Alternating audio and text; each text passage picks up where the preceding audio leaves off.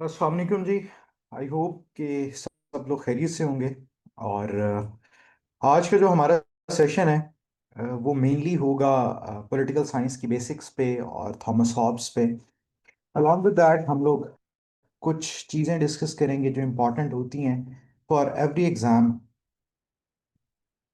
सबसे पहले political science, मुझे इसका तारुफ आज सच देने की ज़रूरत तो नहीं है, लेकिन मोस्ट कॉमनली अरिस्टोटल अरिस्टोटल ने इसकी इंपॉर्टेंस बताई है। अदर देन दैट बिस्मार्क ने इसकी इंपॉर्टेंस बताई है।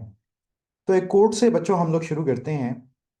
Politics is the art of looking for trouble, finding it everywhere, diagnosing it incorrectly, and applying the wrong remedies. Yet, in the hands of the wise, it becomes the noble science of ordering human affairs towards justice, liberty, and common good. तो ultimately politics जो भी है हम आगे जाके देखेंगे उसका एक ही गोल है, दैट इज कॉमन गुड।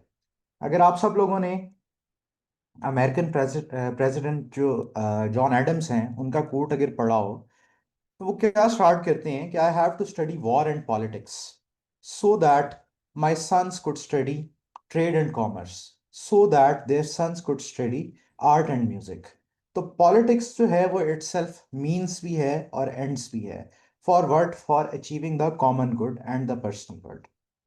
और पॉलिटिकल साइंस अगर हम लोग देखें तो हर सब्जेक्ट के साथ ही समहाउ ओवरलैप कर रही होती है, क्योंकि पॉलिटिक्स हमें पता है कि सिंपली एक आर्ट है जिसके थ्रू हम ट्रबल्स को मिटिगेट करते हैं।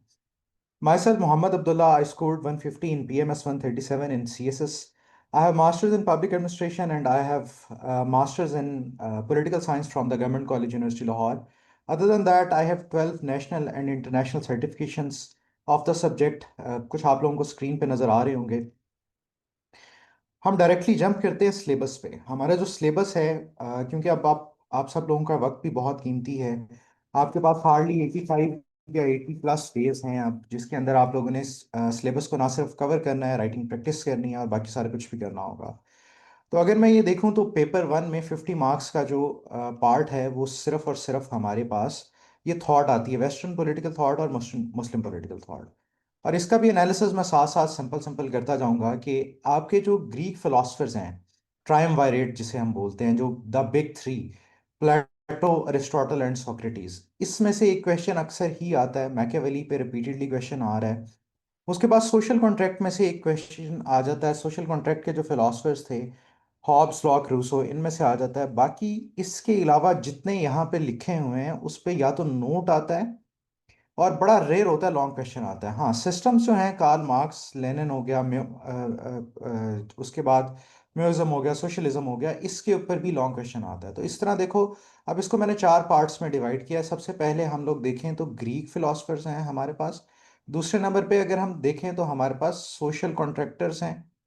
और तीसरे नंबर पे अगर हम लोग देखें तो मैकियावेली पे मोरलेस हर साल ही सवाल आता है। और चौथे नंबर पे कम्युनिज्म या सोशलिज्म की डिफरेंट फॉर्म्स जो हैं उसके ऊपर सवाल आता है। ठीक है। अब मुस्लिम पॉलिटिकल थॉट में इसके अंदर भी है हमारे पास ढेर सारे। हम मेजर ये सारे करेंगे ज़रूर, लेकिन इंपॉर्टेंस देंगे इन सारों को। ठीक है, जो मैंने चार यहाँ पे अभी रफ से लिखे हुए हैं। अच्छा, मुस्लिम पॉलिटिकल थॉट में अगर हम लोग देखें तो अल फराबी और मावरदी समहाउ सिमिलर हैं, गजाली भी मिलता जुलता ही है। तो ये तीन इंपॉर्टेंट है, और चौथा इनमें से जो इंपॉर्टेंट है वो इकबाल है और इब्ने खल्दून है। बाकी बाकियों के ऊपर आज सच क्वेश्चन इस तरह रिपीटेडली नहीं आते, लेकिन आ जरूर सकते हैं। ठीक है, लेकिन मेन काम जो है हमें करना वो इन सब पे करना है, चार पे, अल फराबी, मावरदी, गजाली, खल्दून और इकबाल। अच्छा, नेक्स्ट अगर हम लोग चलें तो हम लोग देखते हैं कि rest of the 50 marks paper one में कहाँ से आते हैं। हर साल सॉवरेनिटी के ऊपर ऑलमोस्ट हर साल क्वेश्चन आता है, और उसका कंपैरिजन होता है with Islamic concept of sovereignty. अगर हम बात करें तो इसमें ज़्यादातर सिर्फ और सिर्फ पॉलिटिकल सॉवरेनिटी के ऊपर आता है, या rights and duties in the political system of Pakistan, या फिर इन इस्लाम, इस तरह के क्वेश्चन आते हैं। फर्दर अगर हम देखें तो क्योंकि अब CSS का जो पॉलिटिकल साइंस है ये थोड़ा सा क्रिएटिव होता है, तो इसके अंदर पॉलिटिकल कल्चर के ऊपर भी सवाल आता है, वो हम साथ साथ इसको करते रहेंगे। और जिस तरह डायनामिक्स चेंज हो रहे हैं, तो मुझे ये लगता है कि इस साल हो सकता है विमेन एम्पावरमेंट या विमेन इन पॉलिटिक्स के ऊपर भी सवाल आ सकता है। फिर कुछ टॉपिक्स ऐसे हैं जिस तरह पब्लिक ओपिनियन है, प्रोपेगेंडा है, पॉलिटिकल पार्टीज या प्रेशर ग्रुप्स, इनमें से भी एक क्वेश्चन आ जाता है। बाकी सिविल मिलिट्री रिलेशंस और जुडिशियल एक्टिविज्म इसके ऊपर आता है। ये जो ये वाला पार्ट है ये अंडरस्टैंडिंग के लिए हमारे लिए इंपॉर्टेंट होगा। मोनार्की क्या है, यूनिटरी फॉर्म ऑफ गवर्नमेंट क्या है, फेडरल फॉर्म ऑफ गवर्नमेंट क्या है। और इस तरह ये वाला पार्ट जो होगा हमारा ये पेपर वन का होगा। हमारी कोशिश बच्चों इसमें यही होगी कि हम मैक्सिमम जो कॉन्सेप्ट्स हैं, मैक्सिमम जो क्वेश्चंस हैं उनको कवर करवाएं। फर्दर पेपर टू देखें तो पेपर टू बच्चों को बड़ा मुश्किल लगता है। उसकी रीज़न ये होती है कि उन्हें लगता है कि इसमें कॉन्स्टिट्यूशंस जो हैं वो बड़े मुश्किल हैं। हालांकि इसमें सबसे आसान काम जो है, जो क्रैमिंग वाला काम है, वो कॉन्स्टिट्यूशंस होते हैं। ठीक है, तो अगर 30 मार्क्स में अगर आप लोग देखो तो यूएस या यूके में से एक आता ही आता है। फ्रांस कम है, जर्मनी का बहुत रेयर पूछा गया हुआ है। तो मेन हमारे ये दो कॉन्स्टिट्यूशन होते हैं। ठीक है, फर्दर अगर हम देखें तो इसमें से आज सच कुछ पूछा नहीं जाता। ग्लोबलाइजेशन के ऊपर सवाल ज़रूर होता है, लेकिन हम इसको भी कवर करेंगे इंशाल्लाह। आगे चलें तो टर्की का इम्पॉर्टेंट है, इंडिया का इम्पॉर्टेंट है और चाइना का इम्पॉर्टेंट है। ठीक है, ये मैं इसलिए आप लोगों को बता रहा हूँ कि आप में से कुछ बच्चे ये सेशन ज्वाइन करेंगे, कुछ नहीं करेंगे। तो मेरी जनरल अप्रोच यही होती है, क्योंकि ये इन्फॉर्मेशन आप लोगों को कहीं ना कहीं से मिल तो ज़रूर जाएगी, लेकिन जो इस ओरिएंटेशन में है उनको किन चीज़ों पे फोकस करना है। तो फिर वो ये वाले सारी चीज़ें हैं कि टर्की का कमालिज्म पे पूछा जाता है, इंडिया का पूछ लिया जाता है, चाइना का सिंगल पार्टी सिस्टम पूछ लिया जाता है। फिर इसके अंदर अगर हम देखें तो ये बेसिकली हमारा प्री पार्टीशन वाला ही काम है जो हम पाकिस्तान अफेयर्स में पढ़ते हैं। इसके ऊपर कुछ क्रिएटिव करके पूछ लेते हैं, जिस तरह लास्ट ईयर कायद और गांधी का पीएमएस में इन्होंने कंपैरिजन पूछा हुआ था। और अगर उसके बाद हम लोग देखें तो कॉन्स्टिट्यूशनल डेवलपमेंट है कि 656, 62, 73 के कॉन्स्टिट्यूशन को किस तरह हम देखें। और मेन उसके बाद जो पार्ट है वो है फॉरेन पॉलिसी का। तो ये बच्चों सिलेबस ओवरव्यू है फॉर दोस्त जिन्होंने पहले नहीं देखा था कोई इसमें। आई नो कि मेरी स्पीड थोड़ी सी ज़्यादा होगी क्योंकि आप लोगों के पास भी वक्त कम है अब। तो अब हम थोड़ा सा देखते हैं कि इसको हम किस तरह एनालाइज करते हैं। अब बच्चों देखो, ये मेरे अपने बनाए हुए हैं। ये बाद में मैं आप लोगों के साथ शेयर भी कर दूंगा, एक्सेल की फॉर्म में भी कर दूंगा। आपका जो सिलेबस है ना उसमें डिफरेंट डिफरेंट सेक्शंस बने होते हैं। जिस तरह ये देखो, अगर मैं यहाँ पे आपको दिखाऊं तो ये पेपर वन का पार्ट ए है और उसमें ये सेक्शन वन है, सेक्शन टू है। आप लोगों ने क्या करना है, आप लोगों ने सिंपली सेक्शन वन ऊपर लिखना है। मैं यहाँ पे आप लोगों को दिखा देता हूँ। यहाँ पे आप सेक्शन वन लिखोगे यहाँ पे, और यहाँ पे आप ईयर लिखोगे 2016 से ऑनवर्ड आप आते जाओगे। ठीक है, तो इस तरह यहाँ पे रिपीटेड क्वेश्चंस हम लोग लिखते जाएंगे कि इस साल कौन सा आया, अगले साल कौन सा आया।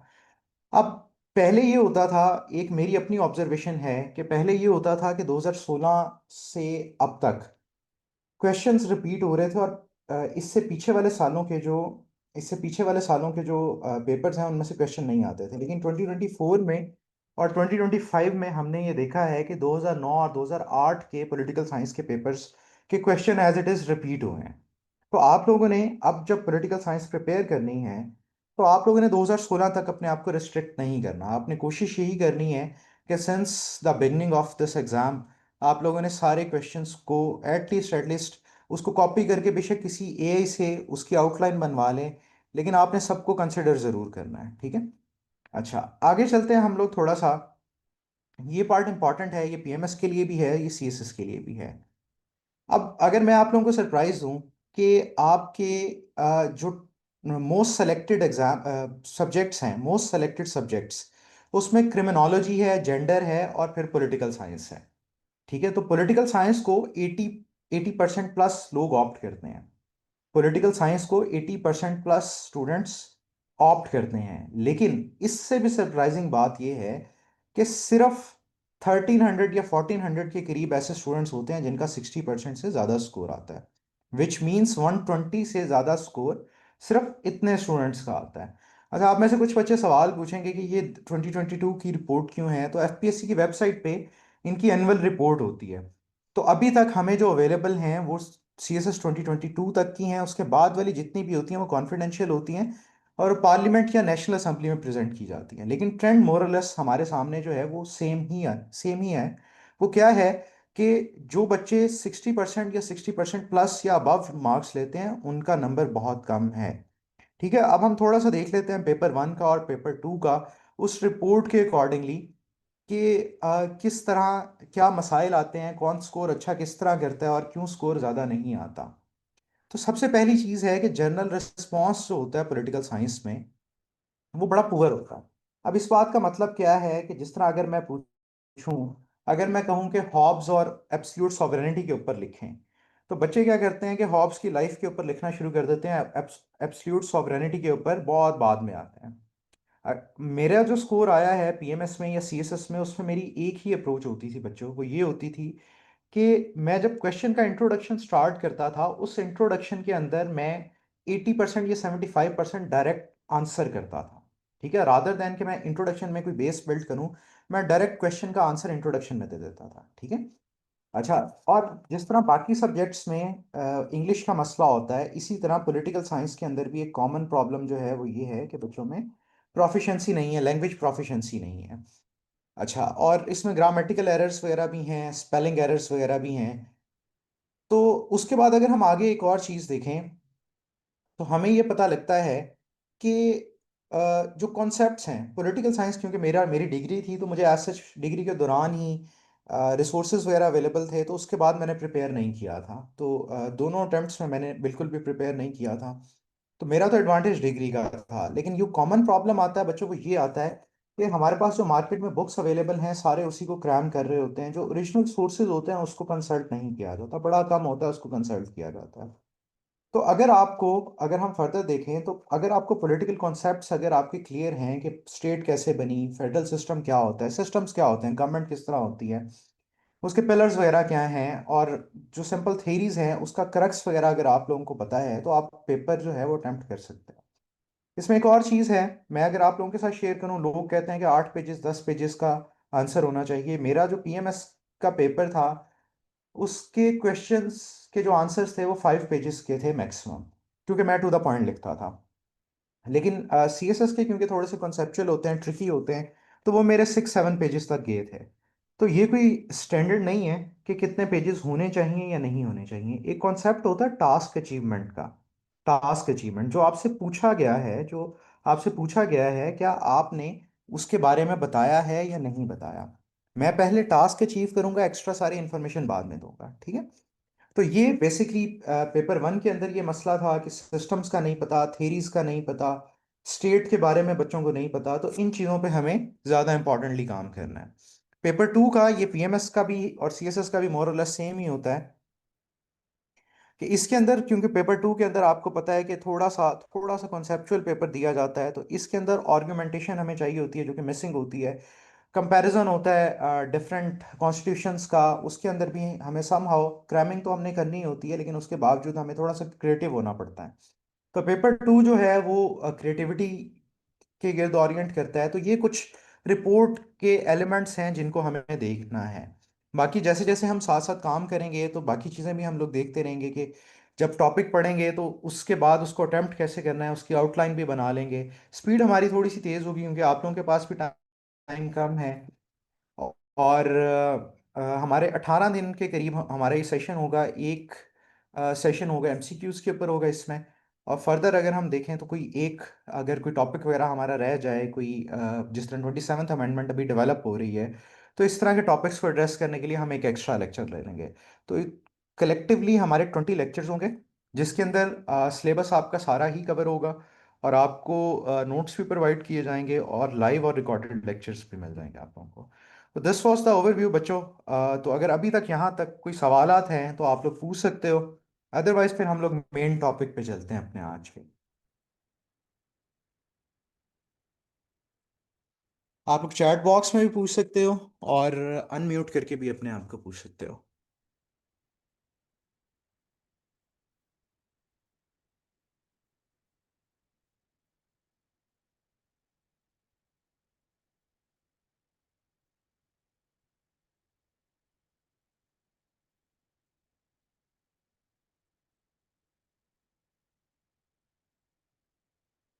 जी बच्चे, क्लास हमारी डेली होगी मंडे से सैटरडे तक। और क्योंकि अब वक्त कम है तो हम इसको बहुत लंबा चला नहीं सकते। और 27th अमेंडमेंट जी बच्चे, पढ़ने की ज़रूरत है हमें। इसमें हम उसको बहुत ज़्यादा डेप्थ में नहीं करेंगे। मैं सोर्सेज आप लोगों को अभी बता देता हूँ, 9 to 11। और फीस वाले जो मामलात हैं वो आपको मैं कोऑर्डिनेटर जो हैं उनका नंबर मैं आपके साथ शेयर कर देता हूँ। वो फिर आपको अपडेट कर देंगी।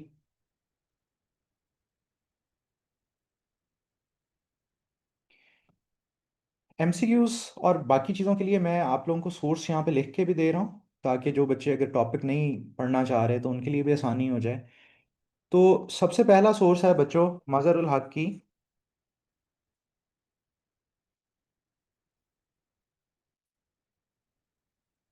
Political science theory and practice. ठीक है, इसी की दूसरा सोर्स है मॉडर्न कॉन्स्टिट्यूशंस। लेकिन इसके अपडेटेड वर्जन्स लीजिएगा, पुराने वर्जन्स ना लीजिएगा। दूसरा जो बहुत इंपॉर्टेंट बुक है वो है डीके पब्लिशर्स की है द पॉलिटिक्स बुक। फर्दर अगर मैं देखूं तो एक और सोर्स है,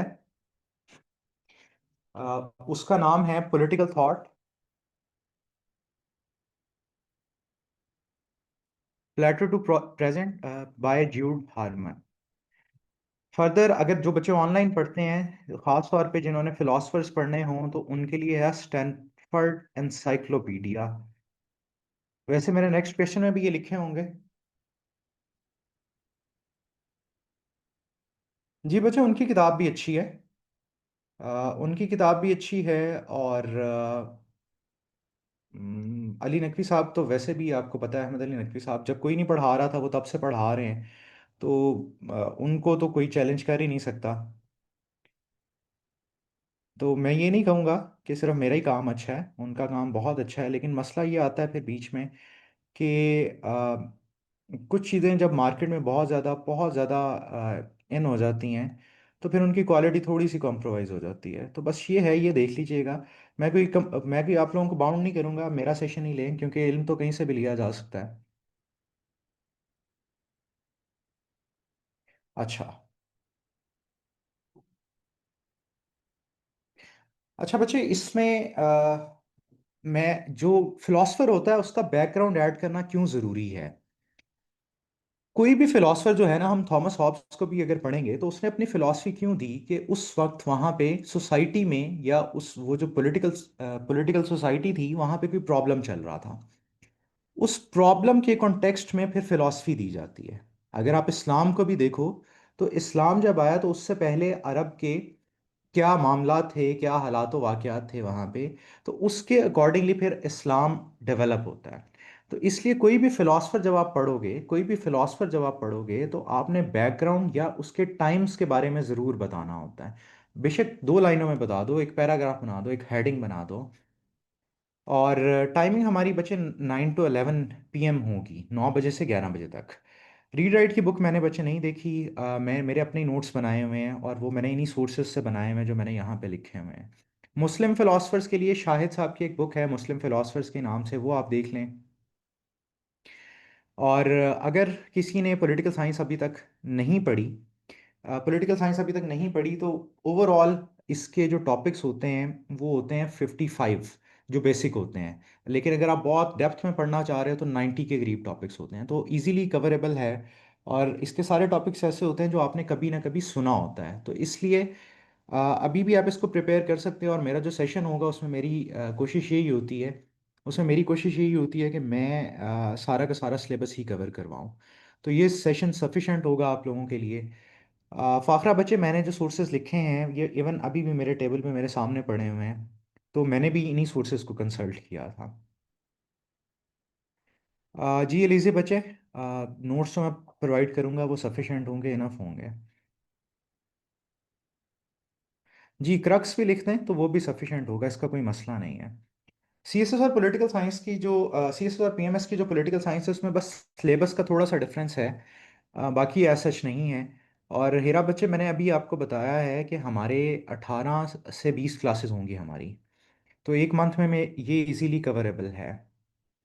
बाकी लाइबा बच्चे, आपको ये मैडम कोऑर्डिनेटर से पूछना पड़ेगा कि वो अलाउ करेंगी आपको एक सिर्फ सेशन 1 के लिए। ठीक है। तो अगर किसी का, आई होप कि मैंने सबके सवालात एड्रेस कर दिए होंगे, किसी का कोई सवाल नहीं रह गया होगा। अगर किसी का रह गया है तो आप दोबारा पूछ सकते हैं। टाइमिंग हमारी सेम ही रहेगी, 9:30 नहीं हो सकती, क्योंकि मुझे अपने भी मामलात मैनेज करने हैं। और अगर हम 9:30 करेंगे तो 11:30 तक हमारी क्लास जाएगी। और समटाइम्स आपको पता है कि इससे भी ज़्यादा जो है प्रोलॉन्ग हो सकती है। मैं मैडम कोऑर्डिनेटर का नंबर लिख देता हूँ, उसके बाद फिर हम आज की क्लास अपनी स्टार्ट करते हैं।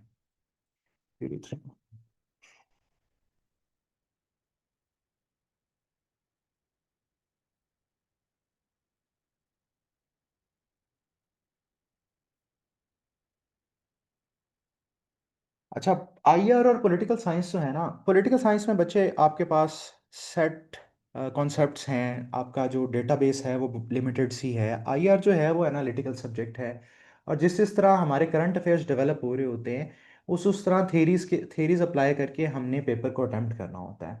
एक चीज़ और, सारे बच्चों का बड़ा ये अच्छा सवाल है, सब बच्चों के लिए आसानी हो जाएगी।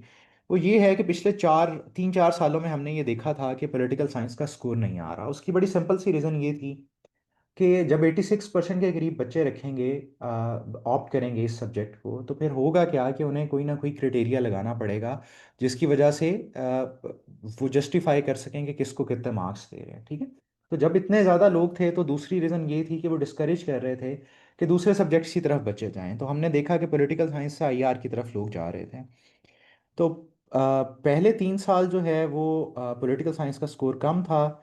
2 साल पहले 2024 का जो सीएसएस था उसमें फिर भी 120-130 एवरेज था। इस साल 135 140 भी हम लोगों ने देखे हैं, इससे ज़्यादा भी देखे हैं। आईआर पहले ज़्यादा आ रहे थे नंबर जब पॉलिटिकल साइंस के कम थे, अब इस साल आईआर भी समहाउ हिट हुआ है। तो हर सब्जेक्ट की अपनी अपनी नेचर होती है, इनको कंपेयर हम इसी तरह कर सकते हैं कि पॉलिटिकल साइंस बड़ा कॉमन सा है, आईआर के लिए आपको एनालिटिकल होना पड़ेगा। एनालिटिकल होने का मतलब ये है कि आपको हर एस्पेक्ट को देखना पड़ेगा, थ्योरी के भी और फिर करंट अफेयर के भी। बाकी पॉलिटिकल साइंस के सोर्सेज भी फिक्स्ड हैं, आईआर के लिए आपके सोर्सेज भी। थेरीज के लिए तो जोशुआ की जो बुक है, जोशुआ गोल्डस्टाइन की, वो अवेलेबल तो है, लेकिन उसके बाद जो बाकी करंट अफेयर्स वगैरह हैं उसके लिए या तो खुद पढ़ना पड़ेगा या सेशन रखने पड़ेंगे।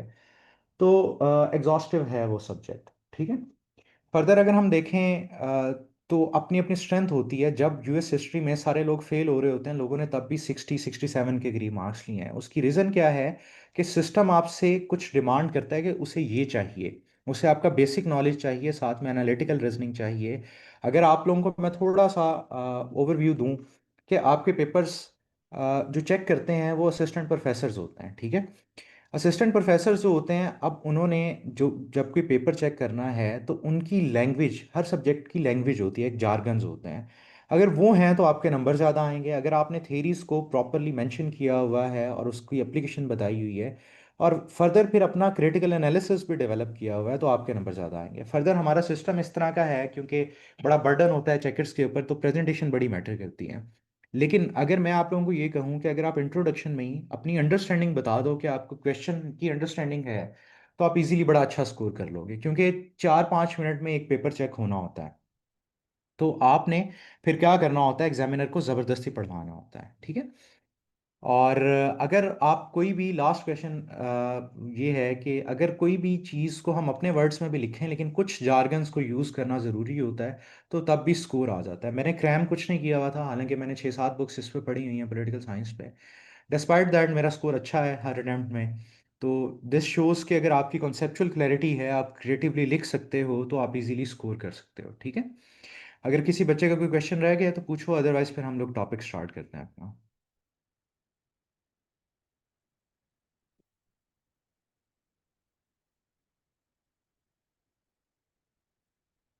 अच्छा, ये थोड़ा सा इरेलीवेंट सा क्वेश्चन है। पीएमएस हर साल नहीं होता वैसे। कॉन्स्टिट्यूशन जो है, कॉन्स्टिट्यूशन ऑफ पीपीएससी जो है, वो इनको बाउंड करता है। वो इनको बाउंड करता है कि हर साल आप लें, लेकिन बिकॉज ऑफ पॉलिटिक्स और पीएमएस और पैस की टसल की वजह से और फिर रिक्विजिशन की वजह से पीएमएस हर साल नहीं होता। लेकिन सुनने में आया है, अभी कंफर्म नहीं है, सुनने में आया है कि 50+ सीट्स आ रही हैं अभी पीएमएस की, और दिसंबर में भी उसकी एडवर्टीजमेंट आ जाए, लेकिन अभी कुछ भी कंफर्म नहीं है। सो अभी सिर्फ स्पेकुलेशंस ही हैं, तो जो मैंने सुना है वो मैंने आप लोगों को बता दिया है। और मेरे जो क्वेश्चंस की हेडिंग्स होती थी वो 10 से 12 मेन हेडिंग्स होती थी, बाकी सब हेडिंग्स तो आप दे सकते थे। मेरे क्वेश्चंस की लेंथ ऑन एवरेज आप लगा लो 6 पेजेस थी, लेकिन आप इससे ज़्यादा भी जा सकते हैं। मेरी अप्रोच सिंपली बच्चों ये थी कि मैं टू द पॉइंट लिखता था, जो पूछा गया है मैं उसको एड्रेस करता था। ठीक है। तो इसमें कोई हार्ड एंड फास्ट रूल नहीं है, इसका कोई हार्ड एंड फास्ट रूल नहीं है। जो चीज़ आप लोगों के लिए काम करे आप उसको फॉलो करें। आप अगर आप में से कुछ बच्चे होंगे जिन्होंने पहले अटेम्प्ट दी होगी, तो आप अपनी डीएमसी को देखें कि अगर किसी सब्जेक्ट में स्कोर ज़्यादा आया है तो देखें कि वो क्यों आया है, फिर उसी अप्रोच को यूज़ करते हुए आगे जाते जाएं। फर्दर ये है कि पीएमएससीएसएस आपने देना है या नहीं देना, it is entirely up to you, क्योंकि कोई आपको फोर्स नहीं कर सकता। और मोर और लेस सिलेबस तो सेम ही होता है, सिर्फ पीएमएस में एमसीक्यूज नहीं होते और उर्दू होती है। और हर सब्जेक्ट 200 मार्क्स का होता है ऑप्शनल। तो अगर आपकी कैपेसिटी है तो आप दें, क्योंकि तैयारी एक दफ़ा ही होती है 6 महीने में, 5 महीने में, उसके बाद सिर्फ ऐड ऑन ही हो रहे होते हैं। और सिंपल इंग्लिश बेहतर होती है, जहाँ पे ज़रूरत हो वहाँ पे कंपाउंड सेंटेंस यूज़ कर लें, अदरवाइज सिंपल इंग्लिश होती है। एमसीक्यू के लिए बच्चों, सॉरी मैं पहले बताना भूल गया, इल्मी वालों की एक बुक आती है, वन लाइनर होते हैं, पॉलिटिकल साइंस कैप्सूल्स के नाम से ना। वो आप लोग ले लें जो लोग लेक्चरशिप के लिए भी तैयारी कर रहे हैं। अदर देन दैट अगर हम देखें तो सीएसएस पॉलिटिकल साइंस के एमसीक्यू पास्ट पेपर से ही आते हैं, तो वो पास्ट पेपर के एमसीक्यूज आपको मुकाबला ऐप है, सीपीई ऐप है, और इसी तरह डिफरेंट ऐप्स आपको मिल जाती हैं एंड्रॉयड पे भी और एप्पल पे भी। तो वहाँ से आप कर सकते हैं, ठीक है। अच्छा, रेफरेंस से ये अच्छा सवाल है कि रेफरेंस आप पहले हम डिफाइन करेंगे, हम कहते हैं किसको हैं, ठीक है। एक तो कोट हो गया किसी भी राइटर फिलोसफर का, दूसरा किसी न्यूज़पेपर का हो गया, किसी रिपोर्ट का हो गया। ये जो पेपर है सीएसएस और पॉलिटिकल साइंस, ये आपका एनालिटिकल रीजनिंग का पेपर है। अगर आप दूसरों के ढेर सारे ओपिनियन लिखेंगे तो उन्हें इससे कोई गर्ज नहीं है। आपने अपना ओपिनियन दे के उसको फिर री करना है, एम्फसाइज करना है विद सम अदर कोड। एक सवाल में 4 से 5 रेफरेंस मोर देन इनफ होते हैं, ठीक है। फर्दर अगर हम देखें, एमसीक्यूज का बच्चों मैंने बता दिया है। हम्म, जो सोशल मीडिया बच्चों, सोशल मीडिया एक हाइप होती है सिर्फ, उसमें आपने कुछ ना कुछ ऐसा तो बताना होता है ना कि आप स्टैंड आउट करें, तो आपका अपना कॉन्फिडेंस होना चाहिए चीज़ों के ऊपर। आप अगर प्री रेक्विजिट्स पूरे कर रहे हैं ना किसी भी चीज़ के, तो आपके मार्क्स कम कभी भी नहीं आएंगे, ठीक है। तो बाकी हाइप के पीछे नहीं जाना, अभी आपके पास जितना वक्त है, अभी वक्त सिर्फ इतना सा है कि आप सर दे के बैठ जाएं, बाकी नसीब की बात होती है, कुछ लोग बगैर पढ़े कर लेते हैं, कुछ लोग पढ़ के भी नहीं कर पाते। तो इसलिए सिर्फ अपनी ज़ात पे यकीन रखना है, रब पे रखना है, और सिर्फ ये करना है कि सिलेबस सिलेबस कोई भी बच्चों कवर नहीं करता पूरा, 70% 80% भी आप लोगों का सिलेबस कवर है तो आप लोगों को अटेम्प्ट ले लेनी चाहिए। खैर जी, हम लोग चलते हैं अपने मेन टॉपिक पे। आई होप के सवाल ज़्यादा थे, मैंने सबके सवालात को एड्रेस कर दिया होगा। अ, हम लोग, हमारा जो मेन टॉपिक है वो तो थॉमस हॉब्स है, लेकिन उसकी पहले हम बेस बनाएंगे, क्योंकि सोशल कॉन्ट्रैक्ट जब भी आप पढ़ते हैं एक तरह से इकट्ठे पढ़ते हैं, लेकिन मेरा तरीका थोड़ा सा डिफरेंट है कि मैं पहले हॉब्स को डिटेल में पढ़ा के बाकी दो फिलोसफर्स को थोड़ा सा स्पीड से चलते हैं। सोशल कॉन्ट्रैक्ट होता क्या है बच्चा? सोशल कॉन्ट्रैक्ट की जो सबसे कॉमन एग्जांपल है वो हमारे सामने जो आती है, आ, वो आती है निकाह। इस्लाम में निकाह एक सोशल कॉन्ट्रैक्ट है। अब निकाह क्या है कि एक मर्द और औरत जो है वो रजामंदी से, अपने वली और अपने बड़ों की रजामंदी से एक बॉन्ड क्रिएट करते हैं, they become the partners for life, ठीक है। इसी तरह होता क्या है कि हमारी जो सोसाइटी है उसके अंदर भी कुछ ऐसे फिनोमेनाज एग्जिस्ट करते हैं जो कॉन्ट्रैक्ट्स के बगैर स्मूथली नहीं चल सकते। तो सोशल कॉन्ट्रैक्ट को अगर हम पॉलिटिकल साइंस की जुबान में देखें तो simply social contract political philosophy में, पॉलिटिकल साइंस में एक एक आइडिया है, एक एग्रीमेंट है between the ruler and the rule, जिसके अंदर एक दूसरे की ड्यूटीज और राइट्स को फोकस किया जाता है। मुझे 1 मिनट दो, मेरे हाल से थोड़ा सा, थोड़ी सी डिसरप्शन आई है, इसको हम लोग सही कर लें।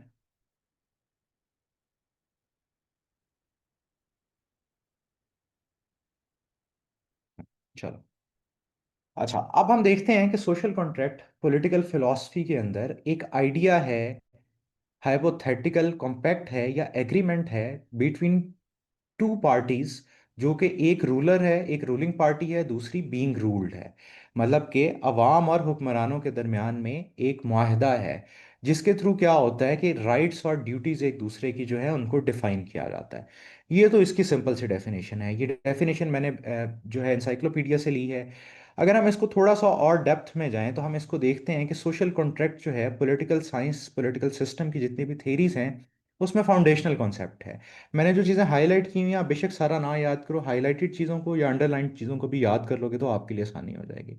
इसके थ्रू हम लोग देखते हैं कि पॉलिटिकल अथॉरिटी का रीजन किस तरह होता है, कौन होगी, स्टेट को लेजिटिमेट किस तरह बनाया जाएगा, ताल्लुकात between rulers and the ruled किस तरह के होंगे। और फिर जब ये कॉन्ट्रैक्ट आएगा उससे पहले हम लोग देखते हैं कि इंसान किस तरह की स्टेट ऑफ नेचर, किस तरह के हालात में रह रहे थे। जिस तरह प्री पॉलिटिकल हो सकते हैं, प्री सोशल हो सकते हैं। प्री पॉलिटिकल का बच्चों मतलब ये है, सिंपली ये मतलब है कि वहां पे कोई फॉर्म ऑफ गवर्नमेंट एग्जिस्ट नहीं कर रही थी। ठीक है। तो ये जो एग्रीमेंट है इसकी नेचर जो होती है दैट इज म्यूचुअल। और इस एग्रीमेंट की वजह से हम लोग देखते हैं या तो सिविल सोसाइटी बनती है, या हमारी पॉलिटिकल सोसाइटी बनती है, या स्टेट बनती है। तो आपने ये सिर्फ एक्सप्लेनेशन थी, जो याद रखने वाली बात थी वो ये थी कि सोशल कॉन्ट्रैक्ट सिंपली एक आइडिया है, हाइपोथेटिकल कॉम्पैक्ट है, या एग्रीमेंट है between rule and the rulers forward for defining the rights and duties of each. ठीक है। अब उसके बाद अगर हम इसको थोड़ा सा इन्फोग्राफिक देख लें तो एक तरफ आपको पता है जो पॉलिटिकल सिस्टम किस तरह काम कर रहा होता है। एक तरफ सिटीजन्स होते हैं, एक तरफ गवर्नमेंट होती है। अगर बन जाए, सिटीजन्स खुद से वोट देते हैं, और उसके बाद खुद से वो डिसाइड करके अपने रिप्रेजेंटेटिव सेलेक्ट कर लेते हैं, तो ये हमारी गवर्नमेंट होती है। अब गवर्नमेंट का काम क्या है? गवर्नमेंट ने बेसिक राइट्स से लेके प्रोविजन ऑफ एवरीथिंग को इंश्योर करना होता है। इसका मतलब क्या है कि लोगों को जिन चीज़ों की ज़रूरत है गवर्नमेंट ने वो प्रोवाइड करनी होती हैं। और सिटीजन्स फिर क्या करते हैं कि ये जो पॉलिसी बनती है, जो उनको सर्विसेज दी जाती हैं, सिटीजन उसके ऊपर अपना फीडबैक भी देते हैं, उसमें कंट्रीब्यूट भी करते हैं, और गवर्नमेंट उसके अकॉर्डिंगली फिर अपने आप को कंटिन्यूसली इंप्रूव कर रही होती है। अब इन दोनों के जो म्यूचुअल रिलेशंस हैं और सिटीजन्स के जो अपने दरमियान के रिलेशन हैं, वो सारे के सारे रेगुलेट होते हैं through social contract. Social contract को अगर आप मॉडर्न मॉडर्न डे में देखें तो it is merely your constitution. ठीक है। लेकिन कॉन्स्टिट्यूशन हम बहुत बाद में जाके देखेंगे। सिंपली अभी हम देखते हैं कि एक एग्रीमेंट हो गया बिटवीन सिटीजन्स, उनके आपस के दरमियान, और इनका गवर्नमेंट के साथ, और उसके थ्रू ये अपने आप को कॉमन गुड की तरफ लेके जाते हैं। अब कोई भी जो सोशल कॉन्ट्रैक्ट होता है बच्चों, खास तौर पे जो पॉलिटिकल साइंस में है, उसके 5 कोर एलिमेंट होते हैं।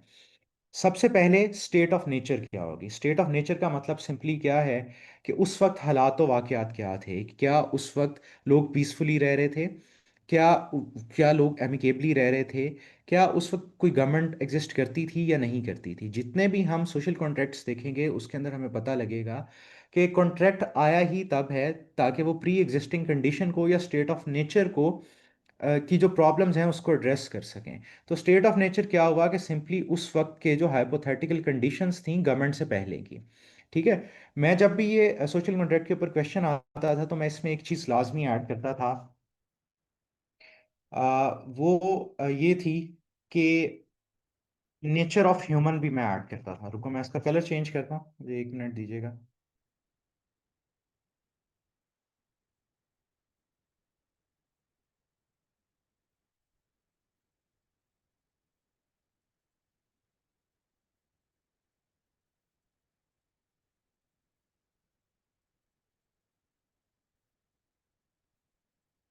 अब जिस तरह हॉब्स ये कहता था कि इंसान जो है वो इनहेरेंटली लड़ाका है। ठीक है। वॉर लाइक कंडीशन थी। तो अगर मैं हॉब्स की बात यहाँ पे करूँ शुरू, तो स्टेट ऑफ नेचर यहाँ पे क्या थी? वॉर लाइक कंडीशन थी, वॉर थी। हम आगे जाके इसको डिटेल में पढ़ेंगे, अभी इसको थोड़ा सा बेसिक बेसिक करते हैं। नेचर ऑफ ह्यूमन क्या थी कि वो लड़ाका था, ग्रीड उसको ड्राइव करती थी, या कंपटीशन उसको ड्राइव करता था। सेकंड नंबर पे अगर हम ये देखें तो कोई भी सोशल कॉन्ट्रैक्ट है उसका सेकंड एलिमेंट है कंसेंट का, कि अगर इजाज़त दी जाएगी या हम कंप्लाई करेंगे किस चीज़ के साथ तो तब ही वो कॉन्ट्रैक्ट जो है वो इन प्लेस होगा। जिस तरह अगर गवर्नमेंट जो है, अभी तो चलो हालात डिफरेंट है, गवर्नमेंट ने रूल बना दिया कि बाइक वाले जितने भी हैं वो मास्क के बगैर ट्रैवल नहीं कर सकते हैं। ठीक है। अब गवर्नमेंट ने ये एक ऑर्डर इशू कर दिया, हमें उसे फॉलो करना पड़ेगा। पहले ऐसा नहीं होता था, जब कम लोग थे तो म्यूचुअल एग्रीमेंट होता था, तो अपने राइट्स को गिव अप एक दूसरे की बात मान के किया जाता था। इस चीज़ को आप इस तरह देखो कि एक घर है, जब भी आपने स्टेट को समझना है, सिस्टम को समझना है, तो घर की एग्जांपल ले लेनी है। जिस तरह अगर आपके अब्बा कुछ आपको कहते हैं तो उस कोई लिखी हुई बात तो नहीं है ना, लेकिन म्यूचुअल एग्रीमेंट होता है। आप कहते हैं मैं ये कर सकता हूँ या कर सकती हूँ, और फिर वो भी मानते हैं कि कर लोगे तो मैं तुम्हें ये दिला दूंगा। तो इस तरह कंसेंट ली जाती है। तो सोशल कॉन्ट्रैक्ट जितने भी होते हैं उसके अंदर कंसेंट होती है। निकाह का भी अगर आप सोशल कॉन्ट्रैक्ट देखें तो उसमें लड़का लड़की दोनों की कंसेंट ली जाती है।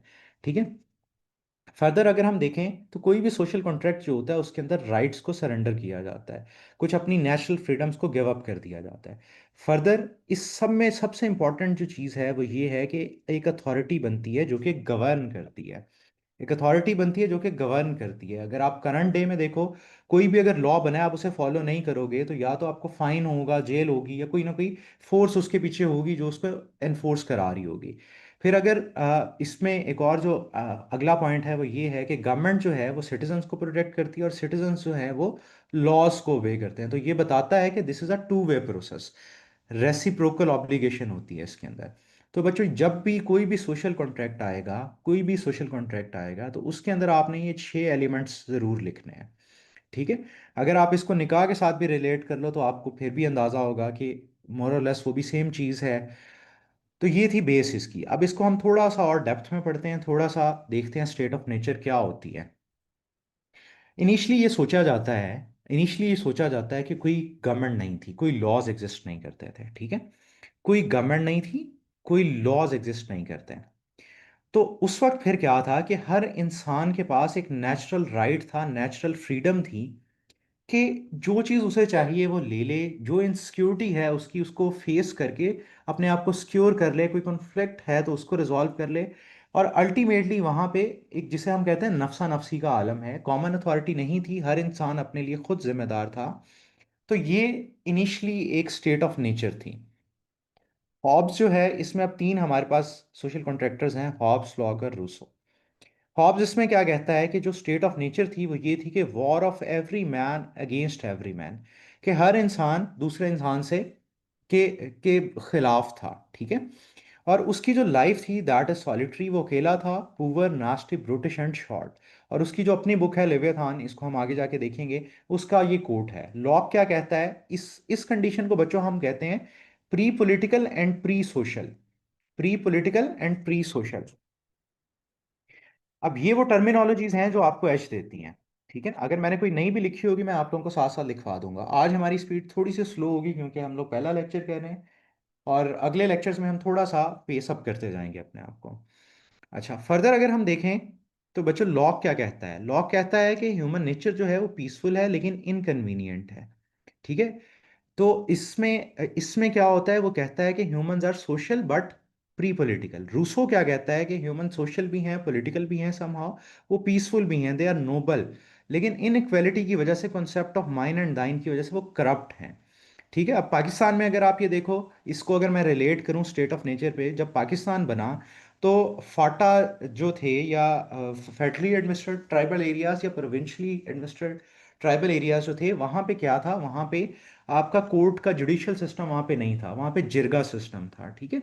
पश्तून वली निज़ाम था। तो गवर्नमेंट ने आपकी क्या किया, या आपकी स्टेट ने क्या किया कि उन्हें कहा कि आप इसको कंटिन्यू रखें but under the supervision of the state constitution, कोई ह्यूमन राइट्स की वायलेशन नहीं होनी चाहिए एज सच, अदरवाइज आप अपने सिस्टम्स को कंटिन्यू करें।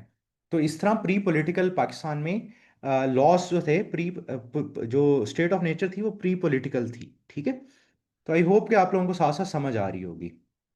सेकंड वाला हमने पढ़ा था कंसेंट का। अब कंसेंट जो होती है वो रजामंदी होती है, इकरारनामा होता है सिंपली। इसमें ये दो तरह की होती है, एक होता है डायरेक्ट एग्रीमेंट, एक्सप्लिसिट कंसेंट। जिस तरह आप लोग कोई वेबसाइट ओपन करते हो तो वहाँ पे ऑप्शन आता है कुकीज़ का, या कोई भी जब आप अकाउंट बनाने लगते हैं, कभी भी जब आप अकाउंट बनाने लगते हैं तो वहाँ पे ऑप्शन आ रहा होता है एग्री और इग्नोर का। तो वो जो आप आई एग्री का बटन करते हो प्रेस, वो आपकी एक्सप्लिसिट कंसेंट होती है, डायरेक्ट एग्रीमेंट होता है। तो इसी तरह ये पॉलिटिकल साइंस में इलेक्शंस और ओथ की फॉर्म में होता है। ठीक है। और अगर टासिट कंसेंट की अगर हम लोग बात करें तो इसमें सिंपली जो जुबानी कलामी, जिस तरह घरों में हम लोग देखते हैं कि लॉज तो बने होते हैं कुछ, लेकिन उसमें भी कंसेंट ज़रूरी होती है कि आपके एंड से कुछ चीज़ें मानी जाती हैं, कुछ बड़ों के एंड से चीज़ें मानी जाती हैं। लॉ किसी के ऊपर फॉलो करता है अपना सारा का सारा सोशल कॉन्ट्रैक्ट। ठीक है। अच्छा, अब इसके अंदर लॉ की एक बड़ी खूबसूरत बात कहता है अपने अपने सोशल कॉन्ट्रैक्ट में कि no one can be subjected to political authority without his consent. अब ऐसा नहीं है, अब तो विदाउट कंसेंट भी ऐसा हो जाता है, लेकिन उस टाइम पे जब ये सोशल कॉन्ट्रैक्ट्स बन रहे थे तो तब इंडिविजुअल को और सोसाइटी को बड़ी वैल्यू दी जाती थी। ठीक है, तो सादा सा इसमें कॉन्सेप्ट ये है, सादा सा कॉन्सेप्ट ये है कि जो कंसेंट के बगैर कुछ नहीं हो सकता। अगर आप अपने कॉन्स्टिट्यूशन को भी देखो, तो कॉन्स्टिट्यूशन में आप लोगों की कंसेंट की वजह से रिप्रेजेंटेटिव पावर्स में आते हैं। ठीक है, अब इसमें आर्टिकल 5 है हमारे कॉन्स्टिट्यूशन का, कि ये हमें सब हर सिटीजन को बाउंड करता है कि वो लॉयल रहेंगे for the constitution, for the state. उनको पॉलिटिकल पार्टिसिपेशन और रेजिडेंस और इस तरह के राइट्स प्रोवाइड करता है। तो कंसेंट का सिंपली ज़रूरी इसलिए ज़रूरी है कि विदाउट कंसेंट कुछ भी नहीं होता। अगर आप लोगों की अपनी रजामंदी ना हो तो आप लोगों को तो शायद एक जगह पे 1 घंटा भी ना बिठाया जा सके। ठीक है, थर्ड अगर हम देखें तो इसमें हमने देखा था कि सरेंडर ऑफ राइट्स होता है। अब इसमें भी रेंज होती है, कुछ पार्शली अपने राइट्स को सरेंडर करते हैं, कुछ टोटली कर देते हैं। अब इसके अंदर हॉब्स जो है वो हॉब्स जो है वो कहता है सब सारे के सारे राइट्स आप दे दो। बाद वाले जो आते हैं वो कहते हैं कि आप सेल्फ डिफेंस, इवन हॉब्स खुद भी बाद में ये कह देता है कि सेल्फ डिफेंस का राइट आपके पास रहना चाहिए। इवन जिस तरह अब आप सोसाइटी में एग्जिस्ट करते हैं तो आप अपने बहुत सारे राइट्स, फ्रीडम के जो राइट्स होते हैं उसको गिव अप कर रहे होते हैं। ठीक है, अब इसके अंदर हम देखते हैं कि किसने कितनी कितनी गुंजाइश दी हुई है। हॉब्स क्या कहता है कि जो सॉवरन है, जो रूलर है हमारा, हम सारे राइट्स उसको दे दें। लॉक्स कहता है हम इसे थोड़े से देंगे, जितने हमारी प्रोटेक्शन के लिए ज़रूरी हैं राइट्स देना, वो हम स्टेट को या सॉवरन को देंगे। रूसो क्या कहता है, रूसो कहता है कि हर कोई हर किसी के लिए काम करे, तो किसी एक इंसान को हम अपने राइट्स नहीं देंगे बल्कि कम्युनिटी को दे देंगे। ठीक है, तो इस तरह हम आगे जाके इनको और थोड़ा सा डेप्थ में पढ़ेंगे। फिर अथॉरिटी बनती है, जिस तरह आपके सदर वजीर आजम बनते हैं, या कोई भी सॉवरन इंडिविजुअल होता है। हॉब्स के केस में एक इंसान था या ग्रुप ऑफ पीपल था। लॉक लॉक की जो हम कॉन्ट्रैक्ट आगे पढ़ेंगे उसमें कुछ लोग होंगे। रूसो जो होगा उसमें वो सोसाइटी को या लोगों को, सिविल सोसाइटी को बना देगा। और लास्ट है रेसिप्रोकल ऑब्लिगेशन, जो हमने ऊपर देखा कि राइट्स एंड ड्यूटीज़ की बात है, म्यूचुअल ड्यूटी होती है। अगर मैं स्टेट को टैक्स दूंगा तो स्टेट मेरी वेलफेयर के लिए काम करेगी। ठीक है, अगर मैं स्टेट को टैक्स दूंगा तो स्टेट मेरी वेलफेयर के लिए काम करेगी। तो ये सिंपली रेसिप्रोकल ऑब्लिगेशन है। यहाँ पे कुछ हमने, ये मैंने कोट वगैरह मेंशन किए हैं, ये मेरे अपने नोट्स हैं जो जिनसे मैं खुद पढ़ता था।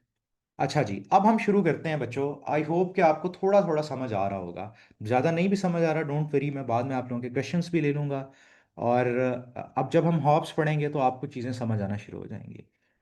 अच्छा, देखो, क्योंकि हम डायरेक्टली क्वेश्चन से नहीं शुरू कर रहे, हॉब्स को एज अ टॉपिक शुरू कर रहे हैं, तो इसमें देखो कि सबसे पहले उसकी बर्थ और अर्ली लाइफ। तो 16th सेंचुरी में ये इंग्लैंड में वेल्टशायर में पैदा हुआ। ठीक है, ये एमसीक्यू आता है, ये वाली जो डेट है खास तौर पे ये एमसीक्यू आता है, ये आपने देखना है। अब ये जो 16th सेंचुरी, आप में से किसी बच्चे ने पूछा था कि क्या हमें उसके टाइम्स पढ़ने की ज़रूरत है या नहीं है, उसका आंसर अब इस इंट्रोडक्शन में ही इसके आ जाएगा। अब जो 16th सेंचुरी है ब्रिटेन की, इंग्लैंड की, उसमें हम देखते हैं कि बहुत ज़्यादा डिसरप्शंस होती हैं, वॉर्स होती हैं, सिविल वॉर्स भी होती हैं, एक्सटर्नल वॉर्स भी होती हैं, फिर वॉर्स फॉर पार भी होती हैं। तो इस वक्त बहुत ज़्यादा डिप्रेस्ड एनवायरनमेंट था, पैनिक था। और जब ये पैदा हुआ तो उस वक्त उसी दौरान जो है जो स्पेनिश जो नेवी थी, आर्मेडा जो था, उसकी इन्वेजन थी ऑन इंग्लैंड।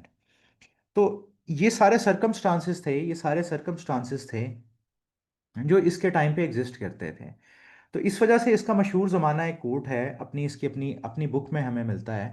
वो क्या कोट है कि हिज मदर, मतलब कि हॉब्स की जो माँ है, his mother gave birth to twins, himself and fear. एक हॉब्स को उसने जन्म दिया, दूसरा उसने फियर को जन्म दिया। ठीक है, आई होप कि आप लोगों को सेंस बन रही होगी। तो अब क्योंकि इसके इसके टाइम्स पे फियर एग्जिस्ट कर रहा था, अनसर्टेनिटी थी, टर्मोइल थी, बहुत ज़्यादा वॉर्स थी, तो फियर वहाँ पे एग्जिस्ट करता था। जिस तरह अगर आप 9th में इस साल का ही देख लो, पाकिस्तान इंडिया की वॉर है, तो लोग सो नहीं पाते थे बिकॉज ऑफ फियर। तो ये कोट जो है इसको आप रिपीटेडली कोट भी करोगे, इसकी फिलोसफी में भी, इसके काम में भी। His mother gave birth to to twins, himself and fear. इससे पता लगता है कि उसका जो पॉलिटिकल फिलॉसफी है शुरू से ही डर के इर्द गिर्द घूम रही होती है। ये हर जगह पे मजहरुल हक की किताब में भी आपको मिल जाएगा, और आपको पॉलिटिकल थॉट में भी ये वाला जो आइडिया है ये मिल जाएगा। फर्दर अगर हम देखें तो ये ऑक्सफोर्ड का पढ़ा हुआ था, ऑक्सफोर्ड का ये पढ़ा हुआ था। तो उस वक्त ऑक्सफोर्ड में दो चीज़ें पढ़ाई जाती थी। ठीक है, एक तो लॉजिक, स्कोलिस्टिक लॉजिक था, और दूसरा अरिस्टोटल की फिलॉसफी थी। अब इसके अंदर वो क्या कहते थे कि मैथ लाइक अप्रोच, कि स्टेप बाय स्टेप चलो। स्कॉलिस्टिक लॉजिक में। अरिस्टोटल की जो फिलॉसफी थी, वो अरिस्टोटल को अगर आप लोगों ने कभी सुना हो ये वाला कोट कि man is a social and political animal, कि आदमी अकेला नहीं रह सकता, वो सोशल और पॉलिटिकल एनिमल है। ठीक है, तो ये दो चीज़ें उस वक्त ऑक्सफोर्ड में एम्फसाइज इन पे किया जाता था, लेकिन बाद में जैसे जैसे ये इसकी सेल्फ स्टडी बढ़ती गई तो इसने क्या ऑप्ट किया, ये गलीलियो से बहुत इंस्पायर्ड था, वही पेंडुलम वाला और जियोसेंट्रिक अप्रोच वाला। और इस वजह से फिर इसने क्या किया कि इसने अपना सारा का सारा जो इंक्लिनेशन थी वो क्या की कि डिडक्टिव रीजनिंग, डिडक्टिव मेथड की तरफ आ गए, कि चीज़ों को देख के उनसे इंफॉर्मेशन डिड्यूस करना शुरू हुई। ठीक है, तो इसको हम थोड़ा सा आगे जाके और डेप्थ में भी पढ़ेंगे। अब इसके ऊपर सबसे ज़्यादा इन्फ्लुएंस किसका था? ग्रीक फिलॉसफी का था, ग्रीक वॉर्स का था। आपने पोलोपोनेशियन वॉर जो है इसके बारे में सुना होगा कि प्लेटो अरिस्टोटल के टाइम से पहले वॉर थी, जिसकी वजह से वहाँ पे उस वक्त के सर्कमस्टांसेस भी जो थे वो बड़े टर्मोइल वाले थे। इसने उसकी ट्रांसलेशन की थी इन 1629। उसकी वजह से अब उस वॉर की वजह से ये फिर सोचता था कि ह्यूमन जो है वॉर लाइक कंडीशन में ही रहता है, और उस वॉर को ये कहता था कि the truest mirror of the human nature reflected in the history of civil war. ठीक है, फिर उसके बाद अगर हम ये देखें तो इसको एक प्रिविलेज इसका ये था कि ये इलीट सर्कल्स में टीचिंग करता था, एज अ ट्यूटर काम करता था। और उस वजह से फिर इसकी एक्सेस जो थी वो इंटेलेक्चुअल्स तक भी थी। और उस वजह से फिर ये समझता था कि हर चीज़ जो है with the passage of time improve हो रही होती है, हर वक्त इन मोशन होती है, लेकिन जो एक चीज़ कांस्टेंट है वो ये है कि इंसान हमेशा वॉर की स्टेट में रहता है। ठीक है, अच्छा उसके बाद अगर हम ये देखें तो जैसे जैसे ये बड़ा होता गया तो इसने इंग्लिश सिविल वॉर को देखा।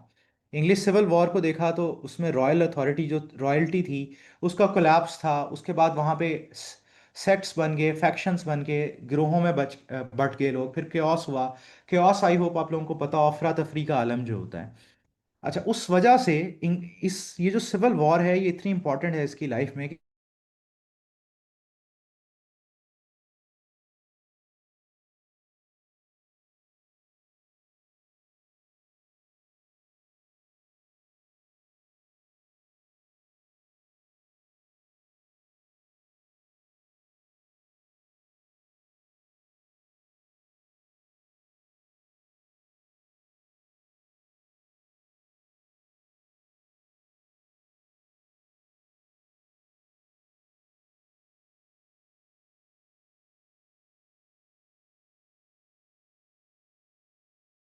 सॉरी, हमारी शायद मीटिंग एंड हो गई थी, I don't know what's the reason, लेकिन बस एक सेकंड दीजिएगा। अच्छा, मैं आप लोगों को ये बता रहा था, सॉरी फॉर द डिस्ट्रप्शन। ये बता रहा था कि सिविल वॉर का इसकी लाइफ पे इतना इम्पैक्ट आया कि इसे ये लगने लगा कि अगर कोई मोनार्क नहीं होगा, कोई एब्सोल्यूट अथॉरिटी नहीं होगी, कोई अगर एक एक इंसान जो है वो संभालने वाला नहीं होगा, तो अल्टीमेटली हम लोग एनार्की में चले जाएंगे। ठीक है, तो इस वजह से ये मोनार्की को सपोर्ट करता है, और इस वजह से जो ये अपनी बुक्स लिखेगा, लेविथान लिखेगा, उसके अंदर रॉयल एब्सोल्यूटिज्म को सपोर्ट करेगा, मतलब कि बादशाहत को सपोर्ट करेगा। सही है। इस चीज़ को आप यूं भी देखो कि एक घर में अगर बहुत ज़्यादा लोग हैं और अगर वहाँ पे कोई एक बड़ा नहीं है, तो हर हर कोई अपने अपने रास्ते होगा और फिर एक दूसरे से कंपटीशन में होगा। और अगर कोई सेंट्रल अथॉरिटी होगी तो उनको डिक्टेट करेगी कि आपने क्या काम कैसे करना है, फिर उसको क्वेश्चन भी नहीं किया जाता और पीसफुली सारी चीज़ें होती हैं। अच्छा जी, फिर जब सिविल वॉर हुई, क्योंकि ये रॉयल्टी को सपोर्ट करता था, तो फिर हुआ क्या कि इसको इसको एग्जाइल फेस करना पड़ा, पेरिस में जाना पड़ा। ठीक है, और वहाँ पे फिर इसने किंग चार्ल्स टू को ट्यूटर किया, और वहीं पे फिर इसने अपनी जो बुक है लेवियाथान 1651 में पूरी की और उसको पब्लिश किया। अब बच्चों एक चीज़ याद रखनी है।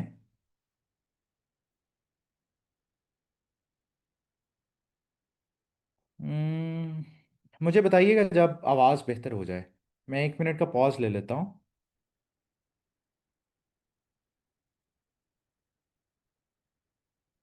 अब मेरी आवाज़ बेहतर है?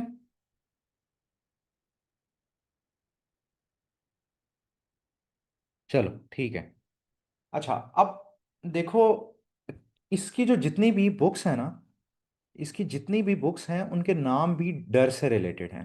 अब ये जो लेवियाथान है, इससे रिलेटेड एक एमसीक्यू आता है कि इसका मतलब क्या है। इसका मतलब होता है the sea monster, the sea monster. ठीक है, तो इस बुक के अंदर वो थोड़ा क्लर्जी, मतलब कि जो रिलीजियस फैक्शंस हैं उनके अगेंस्ट कुछ ये स्टेटमेंट्स देगा। और दूसरे नंबर पे अगर हम ये देखें तो ये किंग और पार्लियामेंट के अगेंस्ट कुछ स्टेटमेंट्स देगा, जिसकी वजह से इसको एग्जाइल फेस करना पड़ता है। बाद में इसने कुछ और भी काम देखे। अब इसकी ये जो बुक है बेहेमॉथ, अब इसका नाम देखो इतना इंटरेस्टिंग है कि इसको कहा जाता है मॉन्स्टर ऑफ द केओस, कि तबाही मचाने वाला कोई भी मॉन्स्टर। तो इसकी किताबों के नाम सारे के सारे जो हैं वो डर से रिलेटेड हैं, फियर से रिलेटेड हैं, वॉर से रिलेटेड हैं, डिस्ट्रक्शन और केओस और एनार्की से रिलेटेड हैं। जो इसका ये वाला काम है, ये इसने लिखा तो 1668 में था, लेकिन ये 1680 या 1681 में पब्लिश हुआ बाद में। इसका अगर मैं क्रक्स बताऊं इस बुक्स का, तो सिंपली ये है कि इसने ब्लेम किया कि जितनी भी सेडिशन होती है, जितने भी खराब काम होते हैं स्टेट में, एनार्की जो आती है उसकी दो ही वजूहात है। एक रिलीजन है, दूसरा प्रेस है। अब इसका कॉन्टेक्स्ट क्या है कि अगर आप लोग ये देखो कि, चलो आप लोग खुद से बताओ कि आप लोगों को पता है गटनबर्ग प्रेस कब इन्वेंट हुई थी? गटनबर्ग प्रेस कब इन्वेंट हुई थी?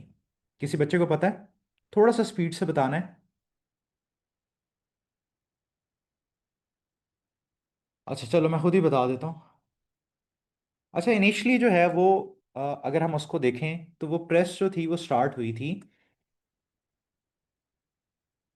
1444 में। जो पहली ट्रांसलेशन हुई थी बाइबल की वो 70s में प्रॉपरली स्टार्ट हुई थी, ठीक है। तो आपका भी गलत नहीं है। लेकिन इन्वेंशन उसकी 1444 के, इसके बाद क्या हुआ कि इंफॉर्मेशन जो है उसकी एक्सेस जो है वो लोगों को मिलना शुरू हो गई, ठीक है।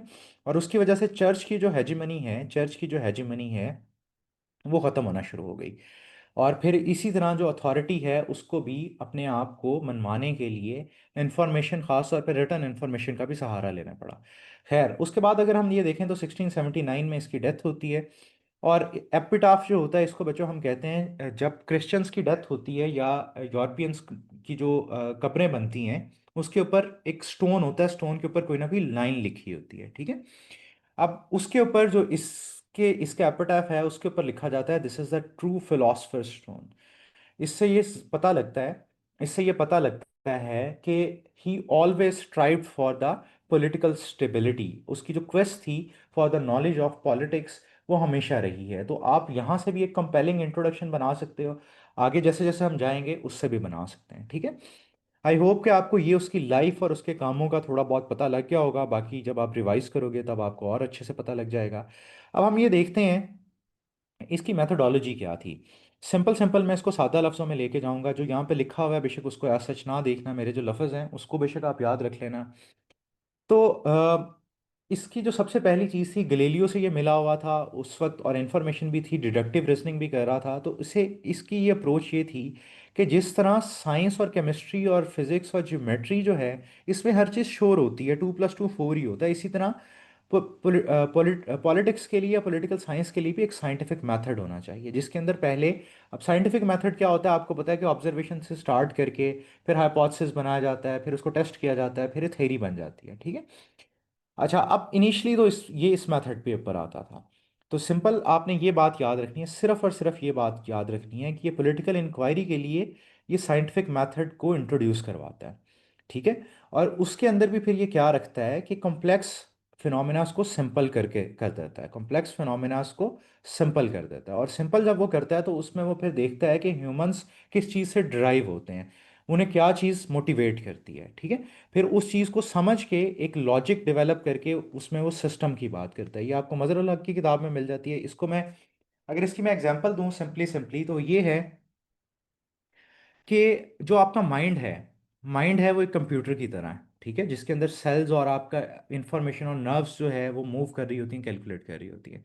जो हमारे इमोशंस हैं, लव फियर के, ये इन दो को ही देख रहा होता है। ये केमिकल हमारे बॉडी में हॉर्मोन्स होते हैं जो कि हमें कुछ एक्ट कराने के लिए पुश कर रहे होते हैं। और गवर्नमेंट जो है, क्योंकि इन दोनों की वजह से लोग फिर लड़ रहे होते हैं, फिर गवर्नमेंट ये बनाते हैं खुद से लोग ताकि आपस में लड़ना बंद कर दें।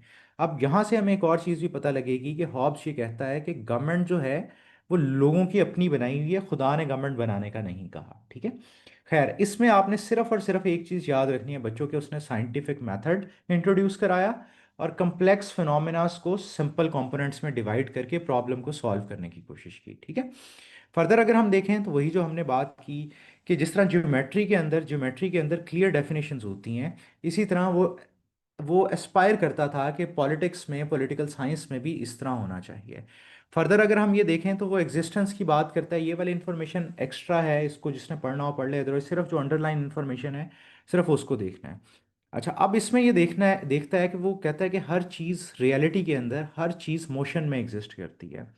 ह्यूमंस भी जो होते हैं वो भी कंटिन्यूअसली एक प्रोसेस को, मैकेनिकल प्रोसेस को फॉलो कर रहे होते हैं, जिसके अंदर वो दो चीज़ों को ही कर रहे होते हैं। या वो किसी चीज़ की एपिटाइट रखते हैं, किसी चीज़ की चाहत रखते हैं, या एवर्जन रखते हैं, या किसी चीज़ को अवॉइड करते हैं। ठीक है।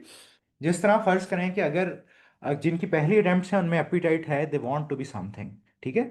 और जिनकी दूसरी अटेम्प्ट होती है, फिर वो कोशिश कर रहे होते हैं, वो अवॉइड कर रहे होते हैं, या तीसरी अटेम्प्ट होती है कि कुछ हो जाए, या तो हमारी गलतियां ना हो, अवॉइड कर रहे होते हैं अपनी गलतियों को। ठीक है। तो इस तरह ये दो एलिमेंट्स हैं जिसको हम देखेंगे, एपिटाइट और एवर्जन को। अब इस पे वो क्या कहता है, इसको हम लोग देख लेते हैं। अरिस्टोटल ये कहता था कि हर सोल का एक पर्पस होना चाहिए। हॉब्स कहता था नहीं। हॉब्स कहता था there is no soul, there is no God, there is no purpose.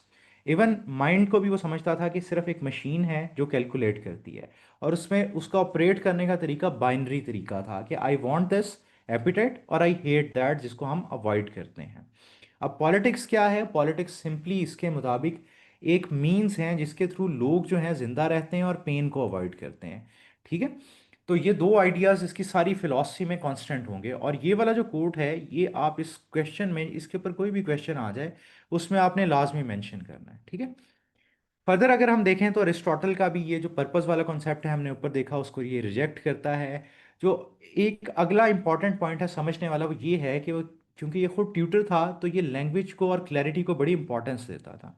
उसे ये लगता है कि सिविल वॉर जब भी हुई है उसकी रीज़न क्या थी, लोग एम्बिगुअस, मतलब कि गैर मुबहम, क्लियर अनक्लियर लैंग्वेज यूज़ करते थे। ठीक है।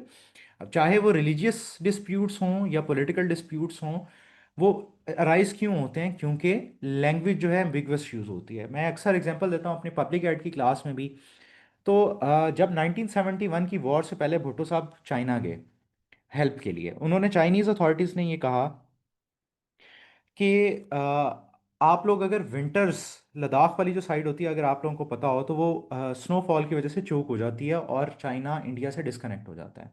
तो चाइनीज़ अथॉरिटीज़ ने ये कहा कि अगर आप लोग विंटर्स ख़त्म होने का इंतज़ार कर लें तो चाइना जो है वो पाकिस्तान को असिस्ट भी करेगा, सपोर्ट भी करेगा। अब भुट्टो साहब वापस आते हैं तो उस वक्त सिंध में एक उर्स चल रहा होता है एक मज़ार पे, सेवन शरीफ होता है या कोई भी दरबार होगा, मुझे एग्जैक्ट भी याद नहीं है। तो जर्नलिस्ट पूछते हैं कि चाइनीज़ अथॉरिटीज़ ने क्या कहा।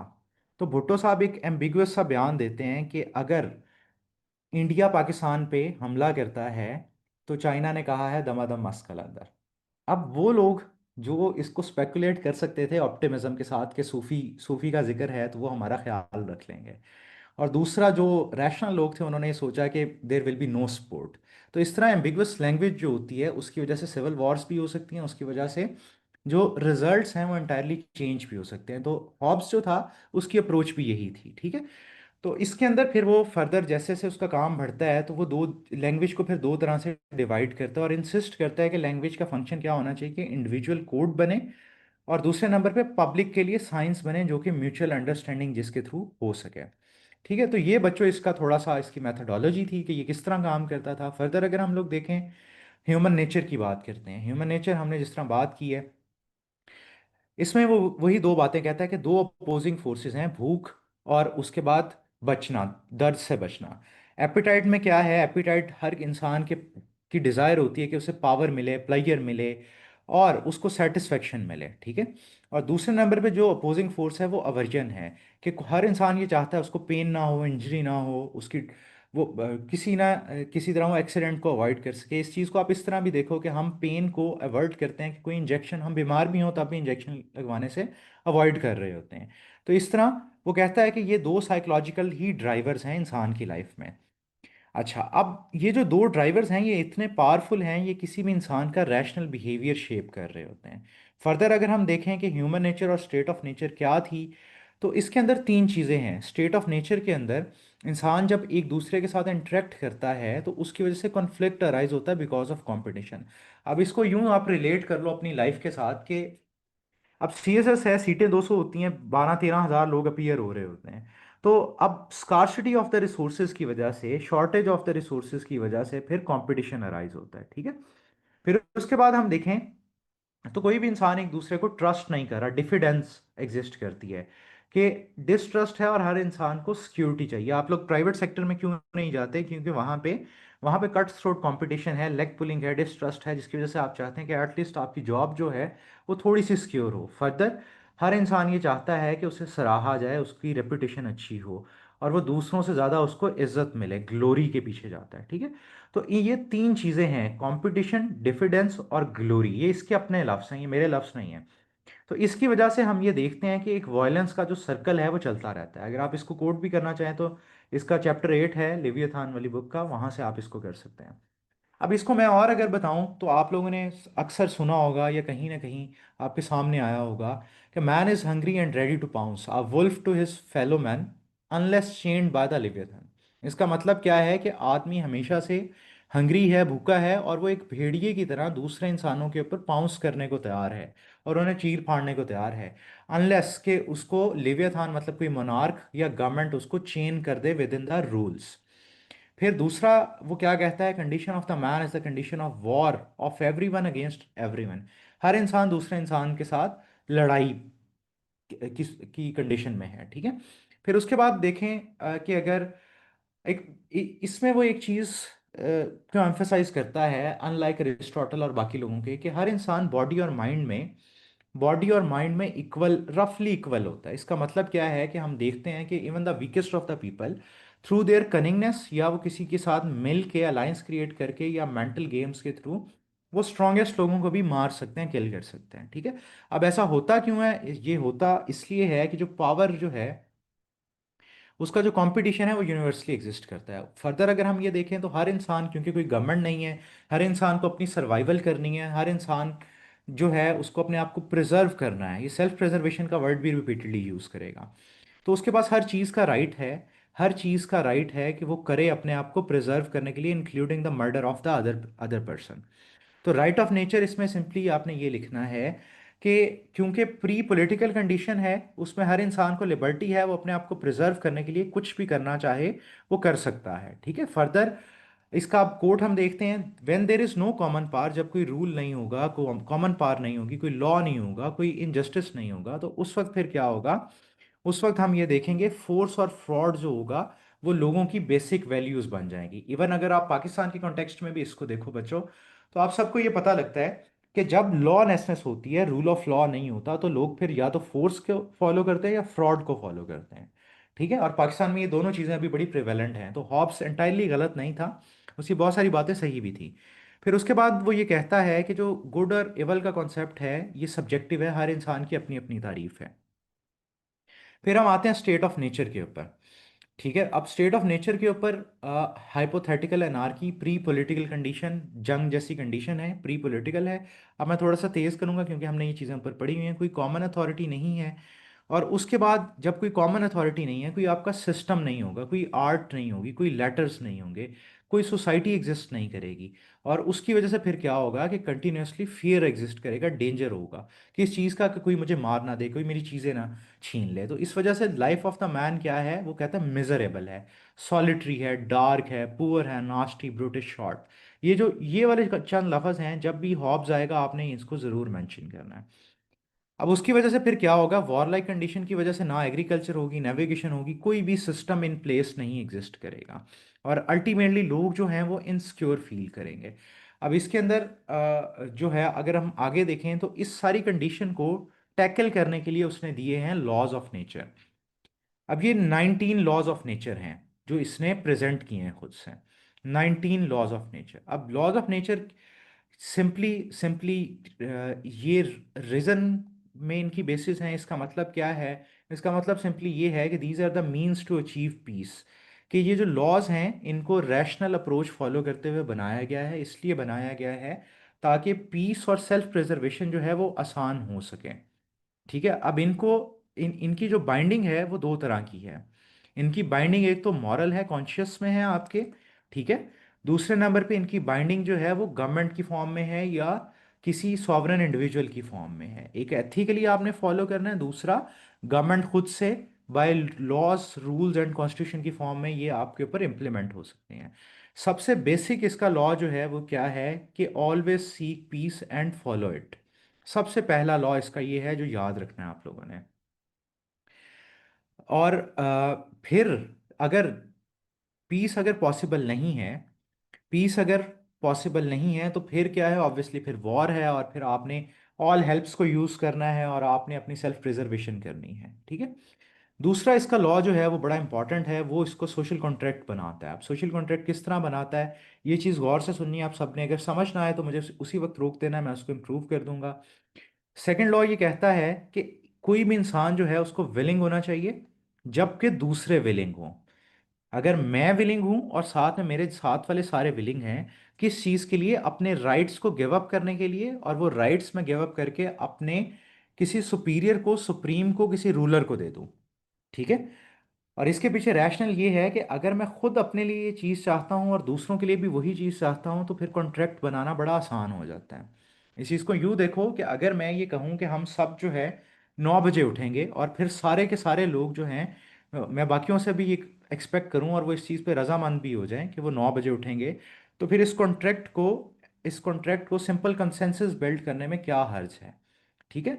तो ये सिंपल सेकंड लॉ ये कहता है कि आदमी खुद भी विलिंग हो उस चीज़ के लिए जो वो दूसरों के लिए चाहता है। तो ये इसके लॉ की, इसके जो कॉन्ट्रैक्ट है उसका सेकंड लॉ है जिसकी बेस पे ये बनता है। फर्दर इसी की अगर कंटिन्यूशन में देखें तो फिर ये कहता है कि जब आपने लॉ बना लिया, अपने राइट्स को सरेंडर कर दिया किसी एक बादशाह के लिए, किसी एक इंसान के लिए या ग्रुप ऑफ पीपल के लिए, तो आपका सरेंडर कंप्लीटली सरेंडर है। फिर उसके अंदर सिर्फ आपके पास इतनी गुंजाइश है कि आप अपनी जान बचा सकते हैं। अदर देन दैट जो आपका रूलर आपको ये कहेगा आपको उसको एब्सल्यूटली ओबे करना पड़ेगा। अब इसके अंदर से कुछ लॉज मैंने लिखे हुए हैं जो इंपॉर्टेंट है। सारे लॉज याद करना इंपॉर्टेंट नहीं है। इसमें जो थर्ड लॉ है वो ये कहता है कि जस्टिस होना चाहिए, जो एग्रीमेंट है वो फुलफिल होना चाहिए। फोर्टींथ जो है वो ये कहता है कि जब भी कोई फैसला होना चाहिए तो जो फैसला करने वाला हो उसके अंदर बायस ना हो, इम्पार्शियल हो।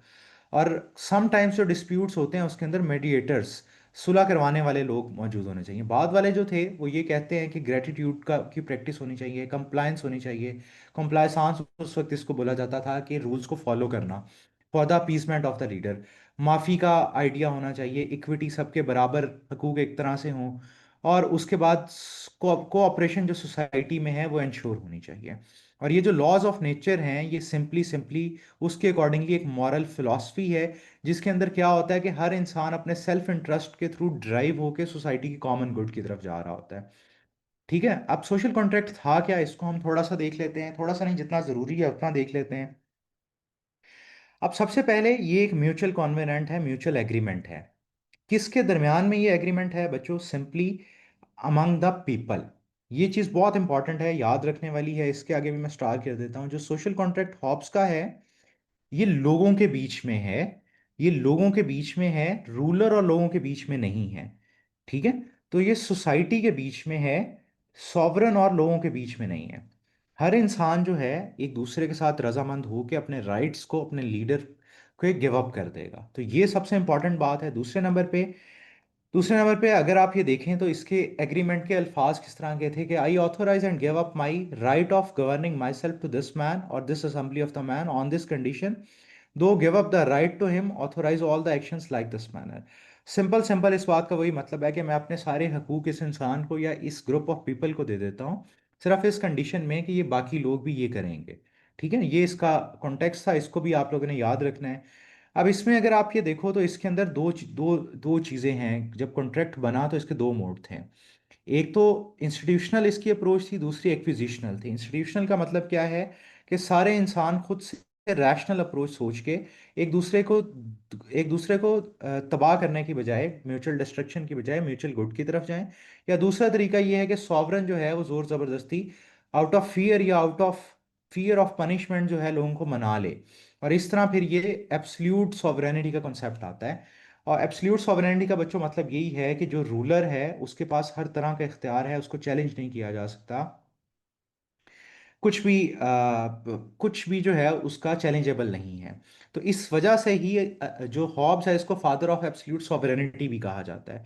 फादर ऑफ एब्सोल्यूट सॉवरेनिटी, या मेजर वर्क जो है हॉब्स का ही है एब्सोल्यूट सॉवरेनिटी पे। अच्छा, उसके बाद अगर हम ये देखें तो एक दफा जब कॉन्ट्रैक्ट हो गया, इसको अनडन नहीं किया जा सकता, इसको रिजेक्ट नहीं किया जा सकता, अबॉलिश नहीं किया जा सकता। उसकी वजह क्या है? उसकी वजह यह है कि सॉवरन तो उसमें कभी पार्टी था ही नहीं। सॉवरन तो उसका कभी हिस्सा ही नहीं था। उसका जो हिस्सा था, जो उसके लोग, वो जो उस मेंबर्स थे, वो तो लोग थे ना सिर्फ।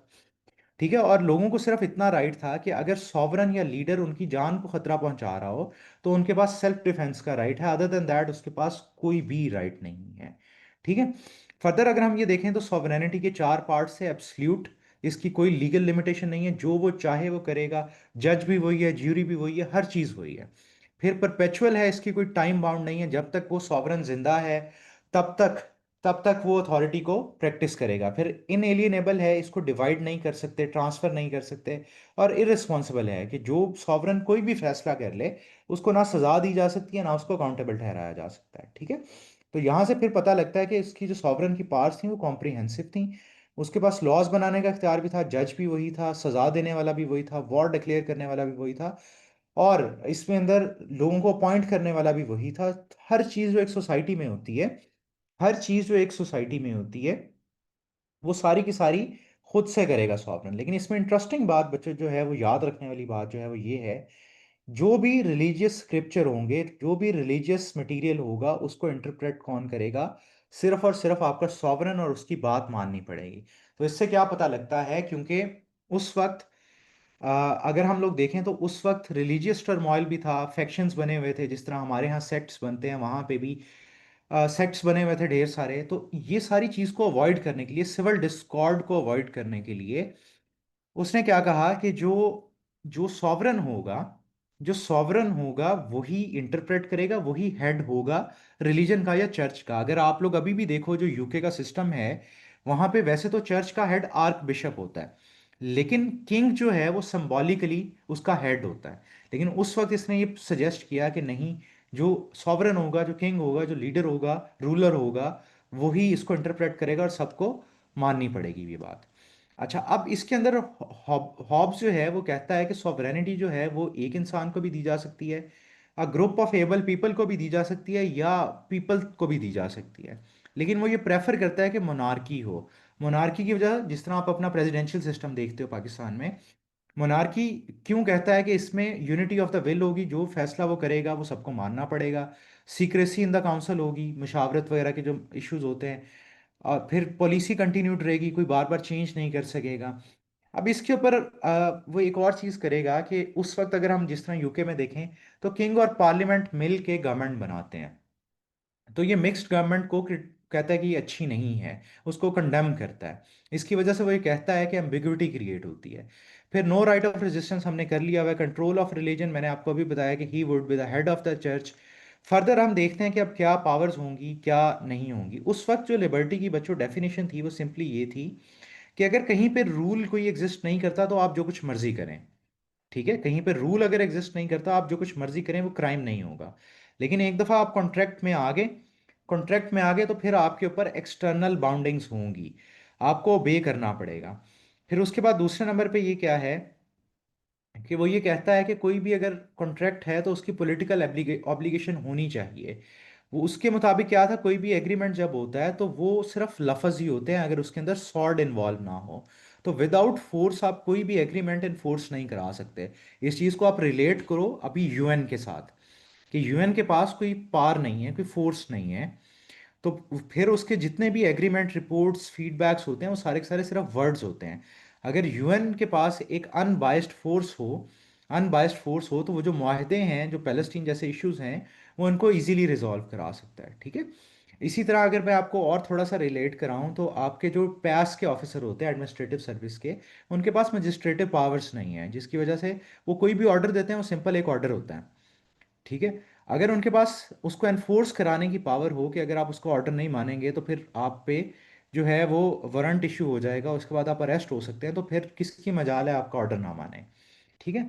और ये थी कि कोई भी एग्रीमेंट जो है वो तभी वैलिड होता है जब उसके अंदर सॉर्ड या फोर्स इन्वॉल्व होती है। तो ये एम्फोसाइज करता है कोercion को, कि पावर, फोर्स, सॉर्ड हमें चाहिए किसी भी माहदे को एनफोर्स करने के लिए। अब बच्चों लास्ट पे बस थोड़ा सा हमारा रह गया है, इसकी क्रिटिसिज्म क्या है। इसकी सबसे बड़ी जो क्रिटिसिज्म आती है, रूसो खास तौर पे इसको कहता है कि रूसो क्योंकि खुद पीसफुल पीसफुल था और उसका जो कॉन्ट्रैक्ट में ह्यूमन नेचर थी वो भी पीसफुल थी, सोशल थी। तो हम लोग ये देखते हैं कि जो हॉब्स है वो पेसिमिस्ट है अबाउट ह्यूमंस। उसको ये लगता है उसको ये लगता है कि ह्यूमन नेचर जो है वो सिर्फ लड़ने के लिए इंसान बना है। ठीक है। ह्यूमन सेल्फिश है, कॉन्फ्लिक्ट को हमेशा वो परसू करता है। तो सबसे बड़ी क्रिटिसिज्म ये है। दूसरे नंबर पे अगर आप ये देखो, वो जब सारी पावर्स आप किसी एक इंसान को दे दोगे तो एब्सल्यूटिज्म की तरफ हम लोग चले जाएंगे, उसकी वजह से टेरनी की तरफ चले जाएंगे कि जिसका जो दिल चाहेगा वो करेगा। इवन पाकिस्तान में भी अगर आप ये देखो कि जो पार्टीज पावर में होती हैं वो जो दिल चाह रहा होता है वो कर रहे होते हैं, बेशक उससे किसी पब्लिक का नुकसान हो रहा होता है। तो दूसरी क्रिटिसिज्म इसके ऊपर ये है कि सॉवरन के पास जब अनलिमिटेड पावर होती है किसी भी, जब उसके ऊपर इंस्टीट्यूशनल चेक्स नहीं होते तो फिर क्या होता है, फिर वो रूल ऑप्रेसिव रूल बन जाता है। ठीक है। फिर उसके बाद हम लोग ये देखते हैं कि लेवियाथान में उसने क्योंकि क्लर्जी के ऊपर भी बात की थी और उसने ये कहा था कि जो इंटरप्रिटेशन रिलीजियस मटेरियल की है वो सिर्फ और सिर्फ आपका सॉवरन ही कर सकता है। तो उसके बाद उसको कोई सज़ा भी नहीं है। तो हम लोग ये देखते हैं कि ब्रिटेन में या इंग्लैंड में उस टाइम पे इसकी जो बुक है उसको जलाया गया था। ठीक है। तो इस तरह की इसके अंदर एथिज्म और इमोरलिटी की एक्यूजिशंस भी हैं। फर्दर अगर हम ये देखें तो ये कोई भी आप फिलोसफर पढ़ रहे हो तो एक जर्नल क्रिटिसिज्म ये है कि उसके अंदर जेंडर की क्रिटिसिज्म आपने ऐड कर देनी है। तो हॉब्स जो है वो क्योंकि इंसान को इंडिविजुअल समझ रहा होता है, फैमिलीज को वो उस तरह देख नहीं रहा होता, ना पेट्रियार्की को देख रहा होता है, तो ये फीमेल्स को टोटली इग्नोर कर देता है। फिर उसके बाद ये वाली जो इसकी क्रिटिज्म है लास्ट वाली, ये सबसे इंपॉर्टेंट है कि इसने एक ही चीज पे एम्फेसाइज किया हुआ है। वो क्या है कि फियर ओवर रीजन, कि हर तरफ डर है जिसके थ्रू आपने रूल करना है। और उसकी वजह मैंने आपको बताई कि इसका अपना चाइल्डहुड और अपनी इसकी जो जवानी थी वो ट्रबलसम थी। अब इसका इन्फ्लुएंस देखते हैं फ्यूचर पे क्या है, पॉलिटिकल साइंस के ऊपर क्या है। डिस्पाइट द फैक्ट कि ये एब्सोल्यूटिज्म की बात करता है, इसकी वजह से लिबरल आइडियाज जिस तरह इक्वलिटी हो गया और कंसेंट का जो है, बाकी इसके बाद वाले जो सोशल कॉन्ट्रैक्टर्स हैं उन्होंने इसके ऊपर ढेर सारा काम किया। फर्दर अगर हम ये देखें तो पहले कोई स्टेट एग्जिस्ट नहीं करती थी। नेशन स्टेट का कॉन्सेप्ट आपको पता है 17th 18th सेंचुरी के एंड पे आया है। तो उस वक्त फिर हम लोग ये देखते हैं कि उससे पहले हॉब्स इस बात के बारे में कहता है कि कोई ग्लोबल सॉवरन नहीं है, कोई रेगुलेट करने वाला नहीं है। तो आईआर को इसने इन्फ्लुएंस किया टू सम एक्सटेंट। फर्दर अगर आप ये देखो तो सिंपल एक चीज़ है कि हम लोग ये देखते हैं, हम लोग डेली बेसिस पे डिबेट कर रहे होते हैं लीगल पॉजिटिविज्म की, कि पाकिस्तान के हालात, पाकिस्तान के लॉज फ्लॉड हैं, अब इनको ऐसा होना चाहिए। मतलब सादा और लफ्जों में एक चीज ऐसी है उसको कैसा होना चाहिए, इस डिबेट को हम पॉजिटिविज्म कहते हैं। एक चीज ऐसी है उसको कैसा होना चाहिए। ठीक है। ये आगे भी रिपीटेडली यूज होगा, आप लोगों के हर सब्जेक्ट में कहीं ना कहीं ये काम आएगा। तो इसके अंदर इसके ऊपर भी उसने बहुत ढेर सारा काम किया हुआ है। अब पाकिस्तान में अगर आप इसके कॉन्टेक्स्ट में देखो तो हम लोग 656 62 73 के कॉन्स्टिट्यूशन में सॉवरेनिटी की बात करते हैं कि कौन होना चाहिए सॉवरन। पहला तो एक इम्प्लीकेशन आप इसके साथ भी रिलेट कर सकते हो। दूसरे नंबर पे अगर आप ये देखो, राइट्स और लिबर्टी की बात देते हो, आपको राइट टू इन्फॉर्मेशन जो आर्टिकल 19 है बड़ा लेट मिलता है, वो भी subject to privacy and secrecy रखा जाता है। तो इस तरह आप इसको रिलेट करोगे पाकिस्तान के कॉन्स्टिट्यूशन के साथ भी। ज़रूरी नहीं है, सिर्फ मैं फूड फॉर थॉट दे रहा हूँ, इसको आप लोग कर सकते हो। अब इसके ऊपर सवाल किस तरह के आते हैं, इसके ऊपर सवाल आता है कि एब्सल्यूट मोनार्की की जस्टिफिकेशन है जो इसकी बुक है लिवियाथान। ठीक है। फिर दूसरे नंबर पे इसका लॉक के साथ कंपैरिजन आता है, या किसी और कॉन्ट्रैक्टर के साथ रूसो के साथ आ सकता है। फिर इसके ऊपर डायरेक्ट एक सवाल आ जाता है कि ह्यूमन नेचर का के ऊपर इसका क्या व्यू है और सॉवरेनिटी के ऊपर क्या इसकी इम्प्लीकेशन है। जो ऊपर हमने सारा कुछ पढ़ा है मोर और लेस वो सारा का सारा इसमें कवर हो जाएगा। अच्छा, अगर आप ऊपर वाले कोट्स नहीं भी याद रखना चाहते तो ये मैंने साइट पे अलहदा से 4 इंपॉर्टेंट कोट्स कर दिए हैं, और ऊपर एक या दो जो स्टार लगे हुए हैं उनको लाजमी करना, और इन 4 कोट्स को आपने लाजमी करना है जब भी आप हॉब्स को करोगे। फर्दर ये वही सोर्स सोर्सेज हैं जो मैंने पहले बताए थे, आप में से किसी बच्चे ने दोबारा भी पूछा था। तो हॉब्स के लिए या जनरली पॉलिटिकल साइंस के लिए ये सोर्सेज जो हैं इनको फॉलो किया जाता है। आई होप कि आप लोगों को समझ आई होगी और थोड़ी सी क्लैरिटी मिली होगी। अगर किसी बच्चे को कुछ समझ नहीं आई तो आई एम हेयर, आप सवाल पूछ सकते हो। अगर कोई आप लोग खुद से चीज़ ऐड करना चाहो तो you are more than welcome. हाँ जी, बताइए, कोई सवालात हैं आपके, समझ आइए। अगर सवालात नहीं भी हैं। Sir, am I audible? जी जी बच्चे, आपकी आवाज़ आ रही है, बताइए। सर, अस्सलाम वालेकुम। Sir, first of all, you have explained very well. और मतलब मैंने प्रीवियसली भी लिए हैं कुछ लेक्चर्स, बट इतना कम्प्रिहेंसिवली किसी ने एक्सप्लेन नहीं किया। So thank you for that. और सर, एक ये मुझे कन्फ्यूजन होती है कि सर, मीनिंग्स या उसकी यूँ कह सकते हैं कि थ्योरी समझ तो आ जाती है, बट ऐसा क्यों है कि उसकी थ्योरी हर जगह डिफरेंट है, बट शायद मुझे ऐसा लगा है या पता नहीं क्यों हर बुक में उसको डिफरेंटली एक्सप्लेन किया हुआ सेम कॉन्सेप्ट को डिफरेंट वर्ड्स में। तो ये नहीं समझ आती कि हम्म। लिखना हमने क्या है। अच्छा देखो, हम एक छोटी सी प्रैक्टिस करते हैं। Yes sir. आपका सवाल वैलिड है। आपने अभी तो ये पढ़ा है, इसको अपने लफ्ज़ों में समराइज करो कि आपको क्या समझ आई है, आपने किस चीज़ के बारे में बताना है, वो मैं आपको बता देता हूँ, ठीक है। आपने सबसे पहले बताना है ह्यूमन नेचर क्या है हॉब्स के अकॉर्डिंगली। आपने बताना है स्टेट ऑफ नेचर क्या है, कंसेंट क्या है, राइट्स कौन से सरेंडर करने हैं, अथॉरिटी कैसे बनेगी, और रेसिप्रोकेशन किस तरह होगी। सिर्फ ये आपने बताना है पूरी क्लास के लिए। अपने लफ्ज़ों में बेशक उर्दू में बता दो। फिर मैं आपको बताऊंगा कि आप सही कह रहे हो या नहीं कह रहे। और फिर उसके बाद फिर मैं उससे आपको बताऊंगा कि अगर आपको कॉन्सेप्ट समझ आ गया है तो आप अपने लफ्ज़ों में भी उसको लिख सकते हो। लेकिन मैंने जिस तरह लेक्चर के शुरू में एक बात कही, आपके पेपर्स चेक करने होते हैं असिस्टेंट प्रोफेसर्स ने, जिसने पॉलिटिकल साइंस का जो असिस्टेंट प्रोफेसर होगा।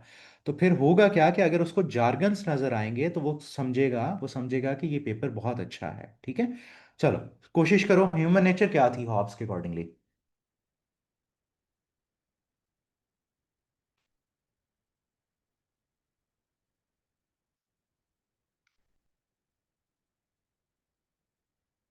हाँ जी, कोई भी अगर बताना चाहे तो इस तरह हमारी रिवीजन भी हो जाएगी भाग भाग के, और समझ भी आ जाएगी। Okay sir. सर, यही वाले पॉइंट्स जो according to Hobbes, right? Hmm. So first of all sir, Hobbes ने जो ह्यूमन नेचर की उसने बात की है अपनी थ्योरी में, वो ये कि नेगेटिव वे में, like pessimist nature, human nature की वो बात करता है कि हम्म। Humans are selfish, self centred. और ये कि हर जो इंसान है वो अपना ही मफाद पूरा करता है। ठीक है। इसलिए बिल्कुल। जो कंडीशन है, जो स्टेट ऑफ नेचर है, इसी के अकॉर्डिंग वो डिफाइन करता है कि क्योंकि ह्यूमंस आर सेल्फ सेंटर्ड, वो अपने ही मफाद को पूरा हम्म। करेंगे। सो दैट्स वाई जो स्टेट ऑफ नेचर है वो चलो, तो मैं द आपको यहाँ पे कंडीशन रोकता ऑफ। हूँ। तो ह्यूमन नेचर है, हम इसको हॉब्स के वर्ड्स में भी कर लेते हैं ताकि आपको दोबारा रिवाइज ना करना पड़े। ह्यूमंस आर सेल्फिश, ठीक है। पहली चीज, उन दो साइकोलॉजिकल फैक्टर्स हैं, एपिटाइट और अवर्जन। राइट। एपिटाइट और अवर्जन की वजह से वो सारा कुछ अपना डिसाइड करते हैं। दे आर लाइक वुल्फ्स, ठीक है। ये नेचर, ह्यूमन नेचर हो गई। अब स्टेट ऑफ नेचर क्या है। स्टेट ऑफ नेचर वो ह्यूमन नेचर के ही अकॉर्डिंग वो बताता है कि ह्यूमंस की ही सेल्फिशनेस की वजह से जो स्टेट ऑफ नेचर है अगर वो दो वर्ड्स में कंडीशन बताओ तो है कैसे बताओगे। War of everyone against everyone, और वो पुअर, नास्टी और शाबाश। ब्रिटिश, लाइफ इज शॉर्ट, ये हाँ, इस तरह का पॉलिटिकल एंड सोच है। Pre social, pre yes. Political and pre pre social. Social, right. ठीक है। अब आओ इसकी कंसेंट पे। कंसेंट किसने देनी है, लोगों ने या फिर रूलर ने। कॉन्सेंट, सर, जो उसका एग्रीमेंट था वो अमंग पीपल है। हम्म। मतलब लोग अपने राइट्स सरेंडर करेंगे टू द सोवराइन। हाँ जी, शाबाश, ठीक है। और कौन से राइट्स को हमें सरेंडर करना है, किस तरह के राइट्स को, और क्या सरेंडर नहीं करना। नेचुरल राइट्स जो हैं वो, मतलब राइट्स टू हम्म। फ्रीडम, वो सारे सरेंडर करेंगे एक्सेप्ट, क्योंकि रूलर और जो सोवराइन का काम है वो है to maintain order and peace. अगर तो वो हम्म। ये मेंटेन नहीं रख सकता तो देन अकॉर्डिंग टू हॉब्स के सोशल कॉन्ट्रैक्ट इज ब्रोकन।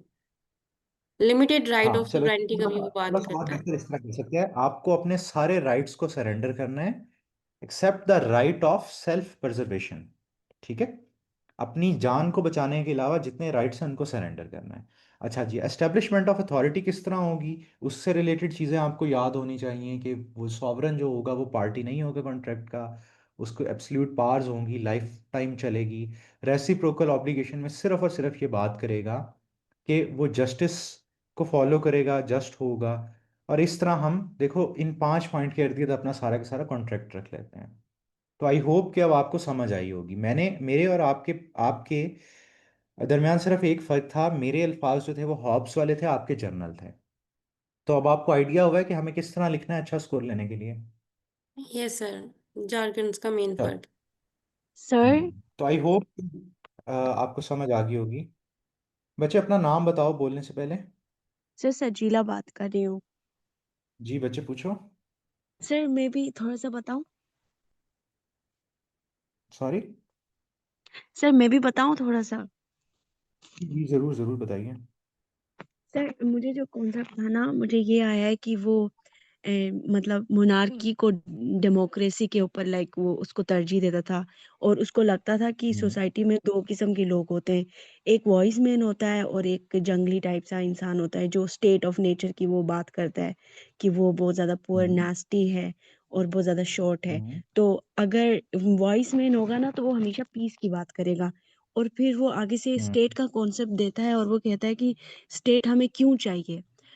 और उस स्टेट के क्यों जाने के क्वेश्चन में वो कंसेंट की बात करता है कि मतलब सारे मिल के ना सोसाइटी में जितने लोग हैं ना उन वो सारे मिल के बैठे और आपस में मतलब ये बात करें कि हमें पीस क्यों चाहिए। और अगर हमें पीस चाहिए तो वो पीस कौन लेके आएगा। और अगर कोई पीस लेके आ रहा है तो उस मतलब उसके राइट्स क्या होंगे। और हम उसके मतलब उसके ऊपर हम अपने कितने राइट्स रखेंगे कि मतलब वो हमारे इन इन चीज़ों के ऊपर मतलब काबिज होगा या फिर उन चीज़ों के ऊपर काम करेगा। और कहता है कि अगर कोई चीज़ स्वर्ण है तो वो किन चीज़ों से हमें ना गवर्न करेगी। और कौन हम्म। सी ऐसी चीज़ें हैं अगर वो उस चीज़ को थ्रेट करती है स्वर्ण कोई भी स्वर्ण चीज़ तो हम उसके खिलाफ जा सकते हैं। जैसे उसने कहा था कि अगर वो मतलब जैसे राइट टू लीव जैसे सेल्फ मतलब प्रिजर्वेशन के बारे में बात करी थी कि अगर वो जिंदगी के ऊपर या फिर आपके लाइक लाइफ को थ्रेट करते हैं तो फिर हम लोग स्वर्ण के अगेंस्ट जा सकते हैं। ठीक है। ठीक है, मैंने सही कॉन्सेप्ट लिया है हाँ जी, मुझे ये। मोरलेस आपका ठीक है, लेकिन जब ये क्वेश्चन आता है तो आपने इस क्वेश्चन को लेके इस तरह चलना है कि पहले आप प्रॉब्लम बताओगे फिर सोल्यूशन की तरफ आओगे, क्योंकि इन्होंने भी पहले प्रॉब्लम देखी फिर सोल्यूशन की तरफ आए। कंपैरिजन नहीं करना वॉइस और ब्रूटल मैन का। आपने सिंपली जब भी सोशल कॉन्ट्रैक्ट को देखना है आपने इन 5 एलिमेंट्स को एड्रेस करना है। एंड पे आप क्रिटिकल एनालिसिस में ये सारा कुछ जरूर कर सकते हो, कंपैरिजन जरूर ड्रॉ कर सकते हो, लेकिन इनिशियली आपने कंडीशंस, उसके बाद ज़रूरत क्यों पड़ी, उसके बाद ज़रूरत पड़ने के बाद उसने क्या प्रपोज किया, और उसके अंदर ये सारे एलिमेंट्स आपने बता देने हैं, ठीक है। और फिर अपने क्रिटिकल एनालिसिस में बेशक कंपैरिजन ड्रॉ कर लेना। सही है। बाकी कॉन्सेप्ट आपका ओवरऑल क्लियर है। अच्छा जी। हाँ बच्चे, दिस इज टोटली फाइन कि अगर आपको नहीं भी समझ आया, अगर आपको नहीं भी समझ आया तो इसमें कोई मसला नहीं है। अगर आपका साइंस का बैकग्राउंड है, साइंस वाले जो डॉक्टर्स होते हैं, बायोटेक वाले लोग होते हैं, उनको सोशल साइंसेज को समझते हुए थोड़ा सा टाइम लगता है। उसको आसान बनाने का तरीका ये होता है, आपने की वर्ड्स लेने हैं, जिस तरह लास्ट में मैंने आप लोगों को जिस तरह मैंने लास्ट में आप लोगों की एक प्रैक्टिस कराई है, तो आपने अपनी आसानी क्रिएट करनी होती है। कोई भी चीज़ मुश्किल नहीं होती, इधर हम ट्रेंड होते हैं या अनट्रेंड होते हैं। मैं अक्सर बच्चों को एक ही बात कहता हूँ कि जब आप किसी नए रास्ते पे जाते हो तो क्या आपको वहाँ की सारी जगह याद होती हैं?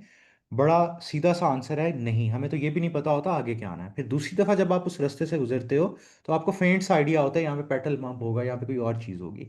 तीसरी दफ़ा जब आप वहाँ पे आते हो तो फिर आपको आइडिया होता है कि हाँ, इस रोड पे मुझे ये चीज़ें मिल सकती हैं, यू आर वेरी श्योर। तो same is the case with your concepts and with your studies, कि आपकी फेमिलियरिटी बनते बनते टाइम लगता है। और जब टाइम टाइम फिर आपको इन्वेस्ट करना पड़ता है उसके अकॉर्डिंगली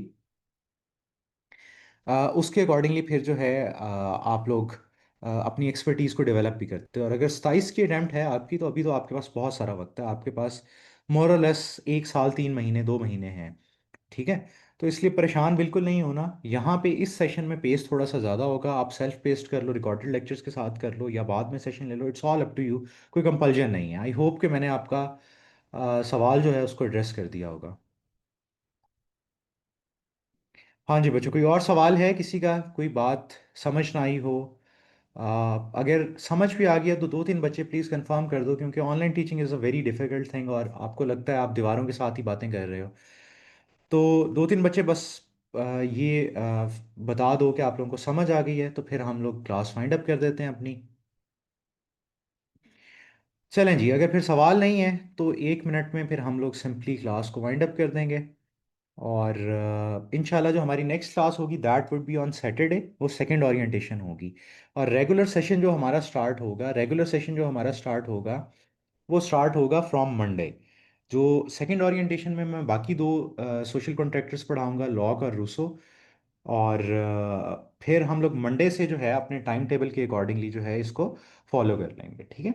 मैं दोबारा से जो मैडम कोऑर्डिनेटर हैं उनका नंबर लिख देता हूँ, जस्ट इन केस आप लोगों की कोई कोई सवालात हों, कोई क्वेरीज हों, तो आप उनको फिर मैसेज कर दीजिएगा, वो फिर आपके सवालात को एड्रेस कर देंगे, ठीक है। और अभी टाइम क्योंकि कम है, आप लोगों के पास सबके पास ही टाइम कम है, तो आप लोगों ने अब ये देखना है कि अभी जो 80 डेज़ हैं, 85 या 80 डेज़ हैं, उसको आपने किस तरह प्लान करना है। क्योंकि जो मेरे एक कोट है बड़ा फेमस सा, people don't fail they fail to plan. तो आप इन दिनों को यूटिलाइज करें, ना सिर्फ ये देखें कि 80 दिनों में 90 दिनों में मैं क्या करूँगा। आप ये देखें आप कर क्या सकते हैं, आप अपनी स्ट्रेंथ्स पे फोकस करें, ना कि वीकनेसेस पे। और I hope and I do pray कि ये रास्ता आप लोगों के लिए आसान हो। और अगर रब ने आपका रिस्क यहाँ पे लिखा हुआ है तो आप लोगों को एलोकेशंस भी मिलें और आप फर्स्ट अटैम्प्ट या जो भी आपके अटैम्प्ट है उसमें आप लोग सक्सेसफुल हों। With that ji, it was a good session. Thank you everyone. इंशाल्लाह फिर सैटरडे को हमारी मुलाकात होती है। अल्लाह सर हाफ़िज़।